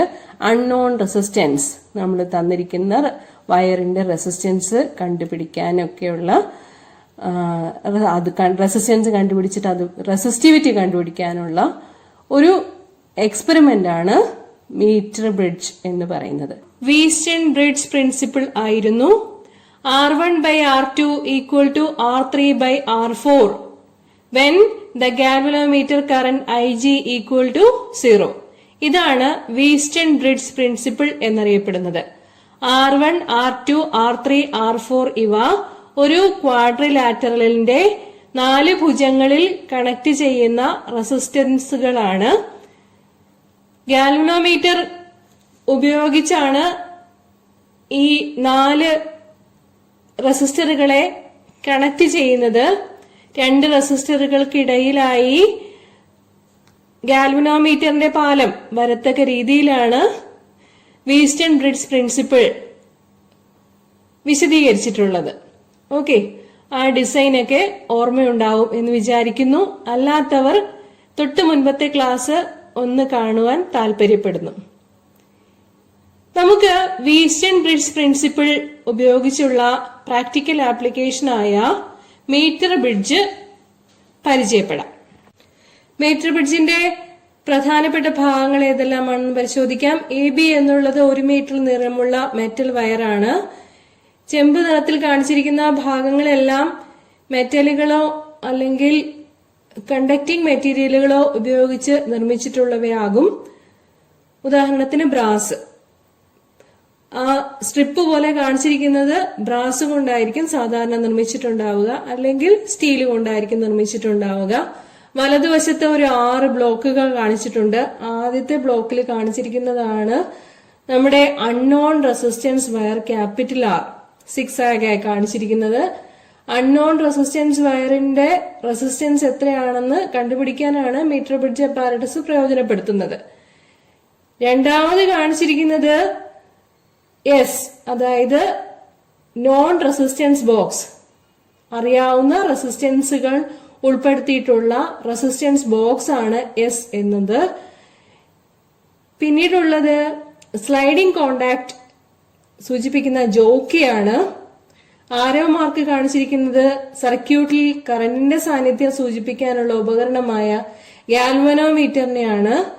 പിന്നീട് കീ കാണിച്ചിട്ടുണ്ട്. കീ ഓൺ ആയിരിക്കുമ്പോൾ സർക്യൂട്ടിൽ കൂടി കറന്റ് ഫ്ലോ ഉണ്ടാവും. കീ ഓഫ് ആയിരിക്കുമ്പോൾ സർക്യൂട്ടിൽ കറന്റ് ഫ്ലോ ഉണ്ടാവുകയില്ല. പിന്നെ സെല്ലും കാണിച്ചിട്ടുണ്ട്. E എന്നതാണ് സെൽ. K കീയെ സൂചിപ്പിക്കുന്നു. പിന്നെ 100 സെന്റിമീറ്റർ നീളമുള്ള അല്ലെങ്കിൽ 1 മീറ്റർ നീളമുള്ള AB എന്ന മെറ്റൽ വയറും ഉണ്ട്. നമ്മുടെ ഫിസിക്സ് ലാബിലുള്ള മീറ്റർ ബ്രിഡ്ജിന്റെ സെറ്റപ്പ് ഒന്നുകൂടി വിശദമായി പരിശോധിക്കാം. വുഡൻ ബോർഡിലാണ് മീറ്റർ ബ്രിഡ്ജ് അപ്പാരറ്റസ് എല്ലാം സെറ്റ് ചെയ്തിരിക്കുന്നത്. AB എന്നുള്ളത് വയർ ഓഫ് ലെങ്ത് 1 മീറ്റർ അല്ലെങ്കിൽ 100 സെന്റിമീറ്റർ ആണ്. ആ വയറിന് uniform resistance per unit length ആണുള്ളത്. 6 സെന്റിമീറ്റർ എന്ന് എടുക്കുന്നു. Resistance per unit length RO എന്നെടുക്കാം. ക്യാപിറ്റൽ R അൺനോൺ റെസിസ്റ്റൻസ് സൂചിപ്പിക്കുന്നു. സാധാരണ ഒരു മെറ്റൽ വയറാണ് ലാബിൽ പരീക്ഷണം ചെയ്യാൻ വേണ്ടിയിട്ട് മുറിച്ചു തരിക. അതിന്റെ റെസിസ്റ്റൻസ് ആണ് നമ്മൾ കണ്ടുപിടിക്കുന്നത്. S എന്നുള്ളത് നോൺ റെസിസ്റ്റൻസ് ബോക്സ് ആണ്. ഇവിടെ കാണിച്ചിരിക്കുന്നതിൽ നിന്നും കുറച്ചുകൂടി വ്യത്യാസമുള്ള ഒരു സെറ്റപ്പാണ് സാധാരണ ലാബിൽ തരാറുള്ളത്. അതില് ഏത് റെസിസ്റ്റൻസ് ആണോ സർക്യൂട്ടിൽ ഉൾപ്പെടുത്തേണ്ടത് അത് അങ്ങനെ ചെയ്തിട്ടുള്ള ബ്രാസിന്റെ കോണ്ടാക്ട് ഉള്ള ബ്ലോക്കുകൾ ഉണ്ടായിരിക്കും. അതാണ് നോൺ റെസിസ്റ്റൻസ് ബോക്സ്. പിന്നെ സർക്യൂട്ടില് കറന്റിന്റെ സാന്നിധ്യം സൂചിപ്പിക്കുന്ന ഗാൽവനോമീറ്റർ ഉണ്ടാവും. J എന്നുള്ളത് ജോക്കിയാണ്. അത് മെറ്റൽ കോണ്ടാക്ടിനെ സ്ലൈഡിംഗ് കോണ്ടാക്ടിനെ സൂചിപ്പിക്കുന്നു. ഇവിടെ ഒരാളുടെ കൈ കാണിച്ചിട്ട് അവിടെ ഒരു പെൻ പോലുള്ള വസ്തു കാണിച്ചിട്ടില്ലേ, അതാണ് ജോക്കി. പോയിന്റർ കാണിച്ചിരിക്കുന്ന ഭാഗത്ത് വരുമ്പോഴേക്കും ബ്രിഡ്ജ് ബാലൻസ്ഡ് ആയിട്ടാണ് ഇവിടെ സൂചിപ്പിച്ചിരിക്കുന്നത്. അതായത് ഗാൽവനോമീറ്റർ കറണ്ട് IG = 0. ഗാൽവനോമീറ്ററിന്റെ പോയിന്റർ 0 വന്നിരിക്കുന്നത് കണ്ടോ? അതായത് IG = 0. അങ്ങനെ വരുമ്പോ A മുതല് ജോക്കി വന്നിരിക്കുന്ന ഭാഗം വരെയുള്ള വയറിന്റെ റെസിസ്റ്റൻസ് എന്ന് പറയുന്നത് L×R ആയിരിക്കും. അത് കഴിഞ്ഞിട്ട് B വരെയുള്ള ഭാഗത്തിന്റെ റെസിസ്റ്റൻസ് എന്നുള്ളത് 100 - L×R ആയിരിക്കും. അങ്ങനെ ആകുമ്പോൾ നമ്മുടെ വീസ്റ്റൺ ബ്രിഡ്ജിന്റെ ബാലൻസിംഗ് കണ്ടീഷൻ കൊടുക്കാൻ പറ്റും R1/R2 = R3/R4 എന്നുള്ളത്. R1/R2 സ്ഥാനത്ത് വരുന്നത് R/S ആണ്. Unknown resistance divided by known resistance. Okay, R3/R4 സ്ഥാനത്ത് വരുന്നത് R3 എന്നുള്ളത് A മുതല് ജോക്കിയുടെ പോയിന്റർ വരെയുള്ള വയറിന്റെ റെസിസ്റ്റൻസ് ആണ്. അതാണ് L×R. R4 എന്നുള്ളത് ജോക്കിയുടെ പോയിന്റർ മുതൽ B വരെയുള്ള വയറിന്റെ റെസിസ്റ്റൻസ് ആണ്. That is 100 - L×R. ഓക്കെ, അപ്പോ നമുക്കിവിടെ ആകെ അറിയാൻ പാടില്ലാത്തത് അൺനോൺ റെസിസ്റ്റൻസ് മാത്രമാണ്. So all the 3 non values ഉള്ളതുകൊണ്ട് ഒരേ ഒരു അൺനോൺ ആയിട്ടുള്ള ക്യാപിറ്റൽ R എത്രയാണെന്ന് വളരെ എളുപ്പത്തിൽ കണ്ടുപിടിക്കാനാവുന്നതാണ്. ഓക്കെ, തന്നിരിക്കുന്ന മെറ്റാലിക് കണ്ടക്ടറിന്റെ അതായത് വയറിന്റെ റെസിസ്റ്റൻസ് കണ്ടുപിടിക്കാനുള്ള വളരെ ഇഫക്റ്റീവായ ഒരു മെത്തേഡാണ് മീറ്റർ ബ്രിഡ്ജ് അപ്പാരറ്റസ് ഉപയോഗിച്ച് ചെയ്യാനാവുന്നത്. R3/R4 = L×R / 100 - L×R എന്നുള്ളതാണ്. R resistance per unit length ആണ്. റേഷ്യോ എടുക്കുന്നതുകൊണ്ട് ആ വാല്യൂ ക്യാൻസൽ ചെയ്തു പോകും. അപ്പോൾ പരീക്ഷണം ചെയ്യാൻ വേണ്ടി റെസിസ്റ്റൻസ് പെർ യൂണിറ്റ് ലെങ്ത് എത്രയാണെന്ന് തരേണ്ട ആവശ്യമില്ല. ലെങ്ത് മാത്രം മെഷർ ചെയ്താൽ മതി. നോൺ റെസിസ്റ്റൻസ് നമ്മുടെ റെസിസ്റ്റൻസ് ബോക്സിൽ ഉൾപ്പെടുത്തുന്ന വാല്യൂവിൽ നിന്ന് നോക്കിയാൽ അറിയാൻ പറ്റും. L-ഉം 100 - L-ഉം എങ്ങനെയാണ് മെഷർ ചെയ്യുന്നത്? അൺനോൺ റെസിസ്റ്റൻസ് നമുക്ക് തന്നിരിക്കുന്ന വയർ എവിടെയാണോ കണക്ട് ചെയ്തിരിക്കുന്നത് അവിടം തൊട്ട് വേണം അൺനോൺ റെസിസ്റ്റൻസിന്റെ നീളം മെഷർ ചെയ്യാൻ. അതായത് ജോക്കി യൂണിഫോം റെസിസ്റ്റൻസ് വയറായ AB-യിൽ കൂടി മൂവ് ചെയ്യിക്കുക. അൺനോൺ റെസിസ്റ്റൻസ് ഇരിക്കുന്ന ആ ഭാഗത്ത് നിന്ന് മൂവ് ചെയ്യിക്കുക. പോയിന്റർ എവിടെ എത്തുമ്പോഴാണോ ഗാൽവനോമീറ്ററിന്റെ സൂചി 0 കാണിക്കുക അതിന് കറസ്പോണ്ടിങ് ആയിട്ടുള്ള നീളമായിരിക്കും L സെന്റിമീറ്റർ. ഓക്കെ, ജോക്കി ഇരിക്കുന്ന പോയിന്റിൽ നിന്നും നോൺ റെസിസ്റ്റൻസ് കറസ്പോണ്ടിങ് ആയിട്ടുള്ള മറ്റേ എൻഡ് വരെയുള്ള AB എന്ന യൂണിഫോം വയറിന്റെ നീളം അതായിരിക്കും 100 - L. ഓക്കെ, സോ R3/R4 അതിന് കറസ്പോണ്ടിങ് ആയിട്ട് L/100 - L എന്ന ഇക്വേഷൻ കൊടുക്കാൻ പറ്റുന്നതാണ്. ഇത് തന്നെ P/Q = R/S എന്നും പറയാറുണ്ട്. P-യും Q-യും R-ഉം S-ഉം എല്ലാം റെസിസ്റ്റൻസുകൾ തന്നെയാണ് സൂചിപ്പിക്കുന്നത്. എങ്ങനെയായാലും കൃത്യമായിട്ട് കൊടുത്തിരുന്നാൽ മതി.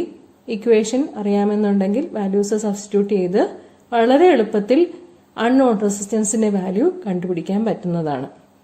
ഓക്കെ, ലാബില് 2 എക്സ്പെരിമെന്റുകളാണ് മീറ്റർ ബ്രിഡ്ജ് ഉപയോഗിച്ച് പ്രധാനമായിട്ടും ചെയ്യുന്നത്. ഒന്നാമത്തത് തന്നിരിക്കുന്ന വയറിന്റെ റെസിസ്റ്റൻസ് കണ്ടുപിടിച്ചിട്ട് ആ വയറിന്റെ സ്പെസിഫിക് റെസിസ്റ്റൻസ് അല്ലെങ്കിൽ റെസിസ്റ്റിവിറ്റി തന്നിരിക്കുന്ന കണ്ടക്ടറിന്റെ സ്പെസിഫിക് റെസിസ്റ്റൻസ് അല്ലെങ്കിൽ റെസിസ്റ്റിവിറ്റി കണ്ടുപിടിക്കാനായിട്ട് ചോദിക്കാറുണ്ട്. അതിനുവേണ്ടി വയറിന്റെ ഏരിയ അറിയണം. തിൻ വയർ ആയിരിക്കും തന്നിട്ടുണ്ടാവുക.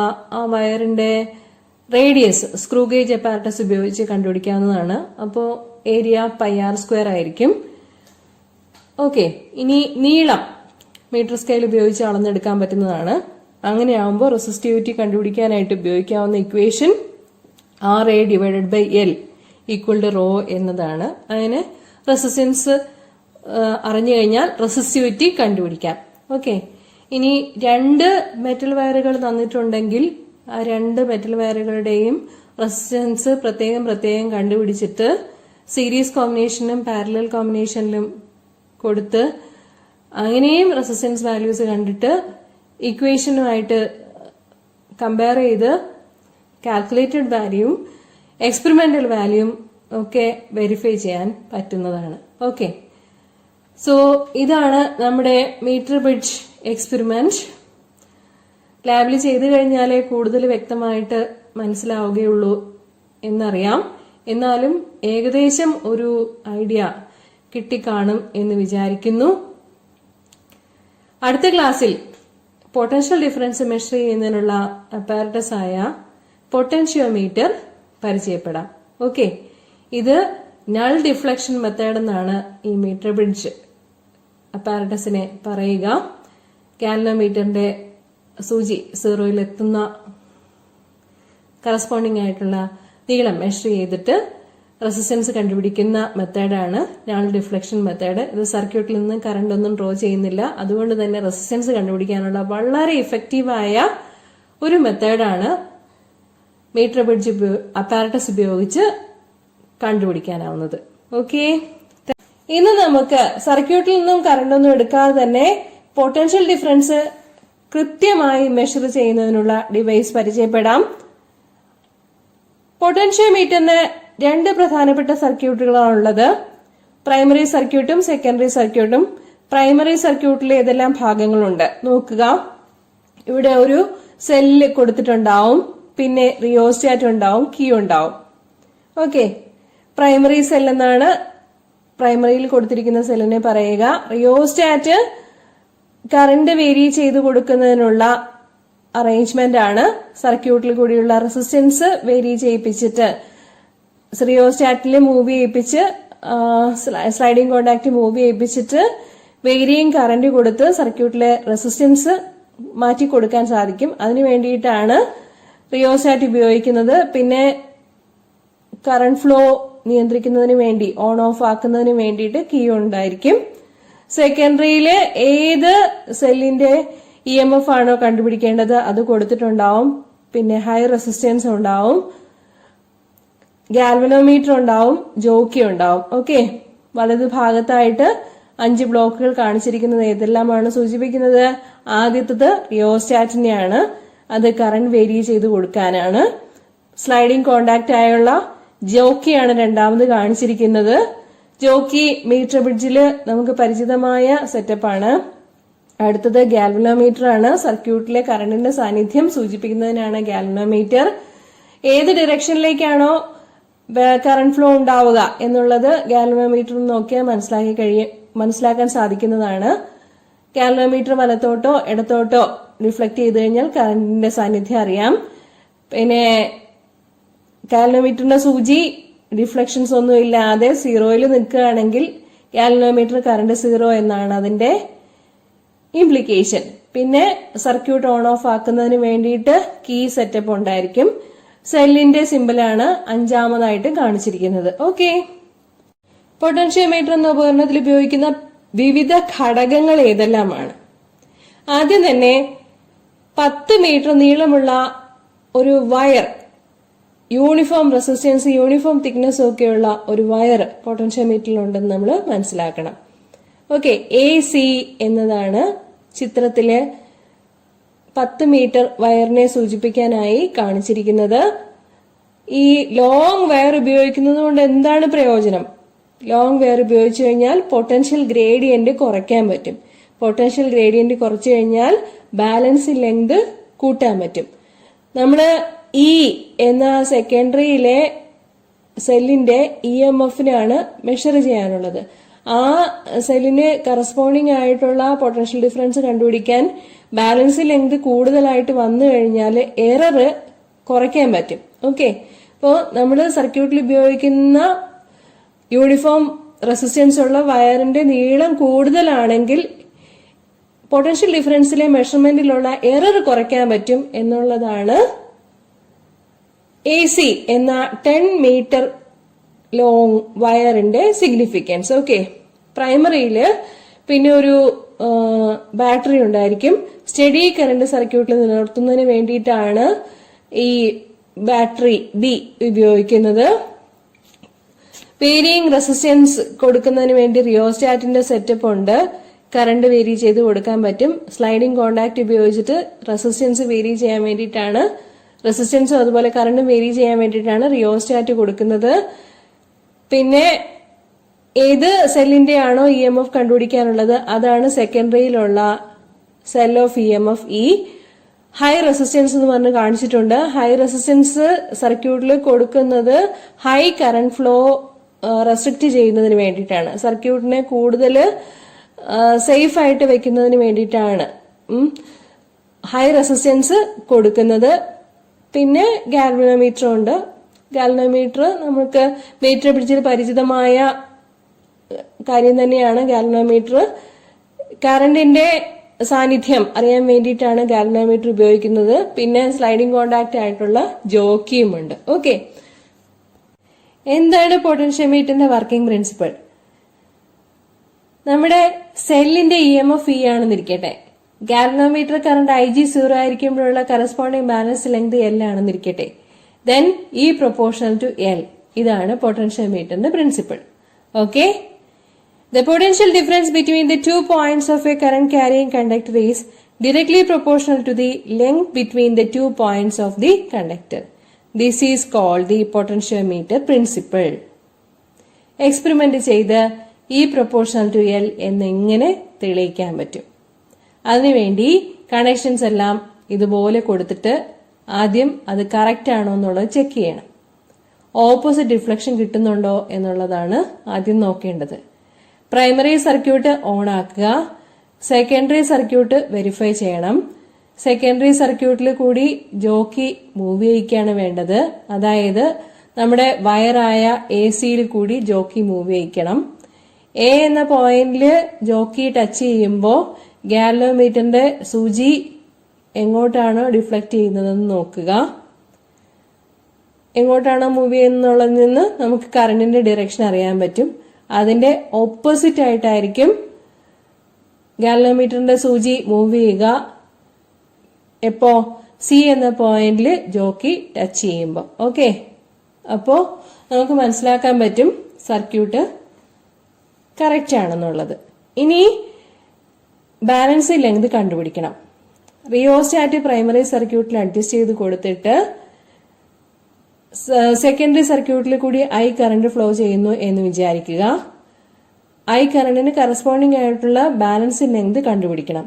അതായത് A മുതൽ C വരെ ജോക്കി സ്ലൈഡ് ചെയ്തൊടിച്ചുകൊണ്ട് വരുമ്പോ ഏത് പോയിന്റിൽ എത്തുമ്പോഴാണോ ഗാൽവനോമീറ്ററിന്റെ സൂചി 0 ഡിഫ്ലക്ഷൻ കാണിക്കുന്നത് ആ നീളം സ്കെയിലിൽ നിന്ന് കണക്കാക്കാൻ പറ്റും. ഓക്കെ, സോ I കറണ്ടിന് പ്രൊപ്പോർഷണൽ ആയിട്ട് സെക്കൻഡറിയിലെ ഇ എം എഫ് ഇക്ക് കറസ്പോണ്ടിങ് ആയിട്ടുള്ള ബാലൻസ് ലെങ്ത് ആയിരിക്കും L കിട്ടുക. So E proportional to L. Experiment repeat ചെയ്യാൻ വേണ്ടിയിട്ട് പ്രൈമറിയിലെ റിയോസ്റ്റാറ്റ് അഡ്ജസ്റ്റ് ചെയ്ത് മറ്റൊരു വാല്യൂ ഓഫ് കറണ്ട് സെക്കൻഡറിയിൽ കൂടി പോകാൻ അനുവദിക്കുക. അന്നേരമുള്ള ഇ എം എഫിന് പ്രൊപ്പോർഷണൽ ആയിട്ട് ബാലൻസ് ലെങ്ത് മെഷർ ചെയ്തെടുക്കാൻ പറ്റും. സോ ഇങ്ങനെ എക്സ്പെരിമെന്റ് റിപ്പീറ്റ് ചെയ്യാം. പ്രൈമറിയിൽ റിയോസ്റ്റാറ്റ് അഡ്ജസ്റ്റ് ചെയ്ത് സെക്കൻഡറിയിൽ കൂടിയുള്ള കറണ്ടിന്റെ വാല്യൂ വേരി ചെയ്ത് ഓരോ പ്രാവശ്യവും സെല്ലിന്റെ ഇ എം എഫിന് പ്രൊപ്പോർഷണൽ ആയിട്ടുള്ള ബാലൻസ് ലെങ്ത് നമുക്ക് മെഷർ ചെയ്തെടുക്കാൻ പറ്റും. So E proportional to L എന്നുള്ളത് ടാബുലർ കോളം വരച്ച് നമുക്ക് പ്രൂവ് ചെയ്യാൻ പറ്റുന്നതായിരിക്കും. ഓരോ പ്രാവശ്യവും എടുക്കുന്ന റീഡിങ്സ് നോട്ട് ചെയ്ത് പോണം. Okay, when the galvanometer shows 0 deflection, the potential difference offered by length L of the wire is equal to EMF of the secondary cell E. Okay, if I current flows through the secondary, L is the balancing length, R is the resistance per unit length of the wire, then IRL equal to E. Okay, or E proportional to L. ഇവിടെ നമുക്ക് potential drop എന്ന് പറയുന്നത് IR equal to 5 എന്ന് കൊടുക്കാവുന്നതാണ്. Okay, പൊട്ടൻഷ്യോമീറ്ററിന്റെ uses എന്തൊക്കെയാണ്? First use, to compare EMFs of 2 cells. 2 സെല്ലുകൾ, ഉദാഹരണത്തിന് ഡാനിയൽ സെല്ലും ലാക്ലാൻഷ്യൻ സെല്ലും ഉണ്ടെന്ന് വിചാരിക്കുക. ഒരെണ്ണത്തിന്റെ EMF E1 എന്നും രണ്ടാമത്തതിന്റെ EMF E2 എന്നും വിചാരിക്കുക. അവയുടെ EMF വാല്യൂസ് കമ്പയർ ചെയ്യണം. എങ്ങനെ ചെയ്യാൻ പറ്റും? ഏതെങ്കിലും ഒരു സെല്ല് മാത്രം സെക്കൻഡറി സർക്യൂട്ടിൽ ഉൾപ്പെടുത്താൻ വേണ്ടിയിട്ട് 2-way കീ എന്ന സംവിധാനം പ്രയോജനപ്പെടുത്താവുന്നതാണ്. E1 ഉദാഹരണത്തിന് ഡാനിയൽ സെല്ലാണെന്ന് ഇരിക്കട്ടെ. E1 സർക്യൂട്ടിൽ ഉൾപ്പെടുത്താൻ വേണ്ടിയിട്ട് 2-way കീ അഡ്ജസ്റ്റ് ചെയ്ത് കൊടുക്കുക. Corresponding balancing length L1 galvanometer current IG0 ആകുമ്പോഴുള്ളത് കണ്ടുപിടിക്കുക. ഓക്കെ, ഇനി സെയിം കറണ്ട്, പ്രൈമറിയിലെ സെയിം കറണ്ട് ഐക്ക് തന്നെ സെക്കൻഡറിയിലെ E2 ലാഗ്രാഞ്ച് സെല്ലിന് കറസ്പോണ്ടിങ് ആയിട്ടുള്ള balancing length L2 when IG equal to 0 കണ്ടുപിടിക്കുക. Okay, then we can see that E1 proportional to L1 and E2 proportional to L2. E1 by E2 equal to L1 by L2.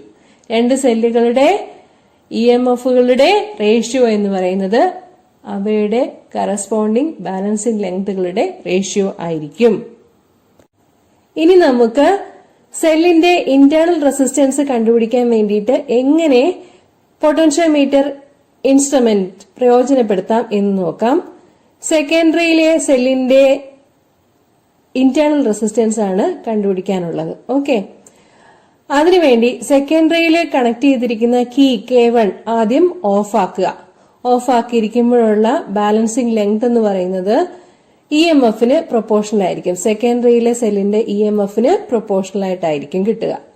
Okay, ഇനി key K1 on ആക്കുക. സർക്യൂട്ടില് ഒരു resistance ബോക്സിൽ നിന്ന് ഉൾപ്പെടുത്തുക. Say 1 ohm ഉൾപ്പെടുത്തുക. Corresponding ആയിട്ടുള്ള balancing length കണ്ടുപിടിക്കുക. അന്നേരമുള്ള ബാലൻസിംഗ് ലെങ്ത് എന്ന് പറയുന്നത് ടെർമിനൽ വോൾട്ടേജ്, റെസിസ്റ്റൻസ് ബോക്സിന് അക്രോസ് ആയിട്ടുള്ള ടെർമിനൽ വോൾട്ടേജിന് കറസ്പോണ്ടിങ് ആയിട്ടുള്ള ബാലൻസിംഗ് ലെങ്ത് ആയിരിക്കും. Or 5L2 equal to V എന്ന് കിട്ടും, where V is the terminal potential difference. Then we have the expression E by V equal to L1 by L2. Now let us write the expressions for the EMF and the terminal potential difference in terms of the resistance. Okay, if I current flows through the secondary circuit, then EMF E equal to I into small r plus capital R. Okay, terminal potential difference V equal to I into R. Equations 4 and 5. Take the ratio. Equation 4 divided by equation 5, we get E by V equal to small r plus capital R divided by capital R. Okay. Now, we have equations 3 and equation 6. Both are the same, E by V. Then, small r plus capital R divided by capital R equal to L1 by L2. From which, the value of the internal resistance small r can be deduced. Okay. Small r by capital R plus 1 equal to L1 by L2. Small r by capital R equal to L1 by L2 minus 1, which is L1 minus L2 divided by L2. Or the internal resistance small r equal to external resistance capital R into L1 minus L2 divided by L2. Okay. Thus, the internal resistance of the secondary cell can be found out. Okay, we can see that the internal resistance varies with the external resistance. ഇതാണ് പൊട്ടൻഷ്യോമീറ്ററിന്റെ രണ്ട് ആപ്ലിക്കേഷനുകൾ. ഒന്ന് EMFന്റെ comparison, രണ്ട് സെല്ലുകൾ സെക്കൻഡറിയിൽ കൊടുത്തിട്ട് ഓരോന്നും മാറി മാറി സർക്യൂട്ടിൽ ഉൾപ്പെടുത്തി EMFകളുടെ വാല്യൂസ് കമ്പയർ ചെയ്യാൻ പറ്റുന്നതായിരിക്കും. പിന്നീട് സെക്കൻഡറിയിൽ കൊടുത്തിരിക്കുന്ന സെല്ലിന്റെ ഇന്റേണൽ റെസിസ്റ്റൻസ് സ്മോൾ ആർ എങ്ങനെ കണ്ടുപിടിക്കാമെന്നുള്ളത്. ഓക്കെ, സെക്കൻഡറിയിൽ ഒരു എക്സ്റ്റേണൽ റെസിസ്റ്റൻസ് ഉൾപ്പെടുത്തിയിട്ട് കറസ്പോണ്ടിങ് ബാലൻസിംഗ് ലെങ്ത് കണ്ടുപിടിക്കുക. റെസിസ്റ്റൻസ് ബോക്സ് ഉൾപ്പെടുത്തിയും ഉൾപ്പെടുത്താതെയും, അതായത് എക്സ്റ്റേണൽ റെസിസ്റ്റൻസ് കൊടുത്തും കൊടുക്കാതെയുമുള്ള ബാലൻസിംഗ് ലെങ്ത് കണ്ടുപിടിക്കുക.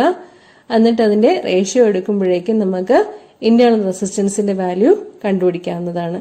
ഓക്കെ, പൊട്ടൻഷ്യോമീറ്റർ പ്രാക്ടിക്കൽ ലാബിൽ ചെയ്യാനുള്ളതാണ്. അപ്പോഴേ കൂടുതൽ കാര്യങ്ങൾ മനസ്സിലാവുള്ളൂ. എന്നാലും കുറച്ചെങ്കിലും എന്തെങ്കിലുമൊക്കെ മനസ്സിലായി കാണും എന്ന് വിശ്വസിക്കുന്നു. നന്ദി.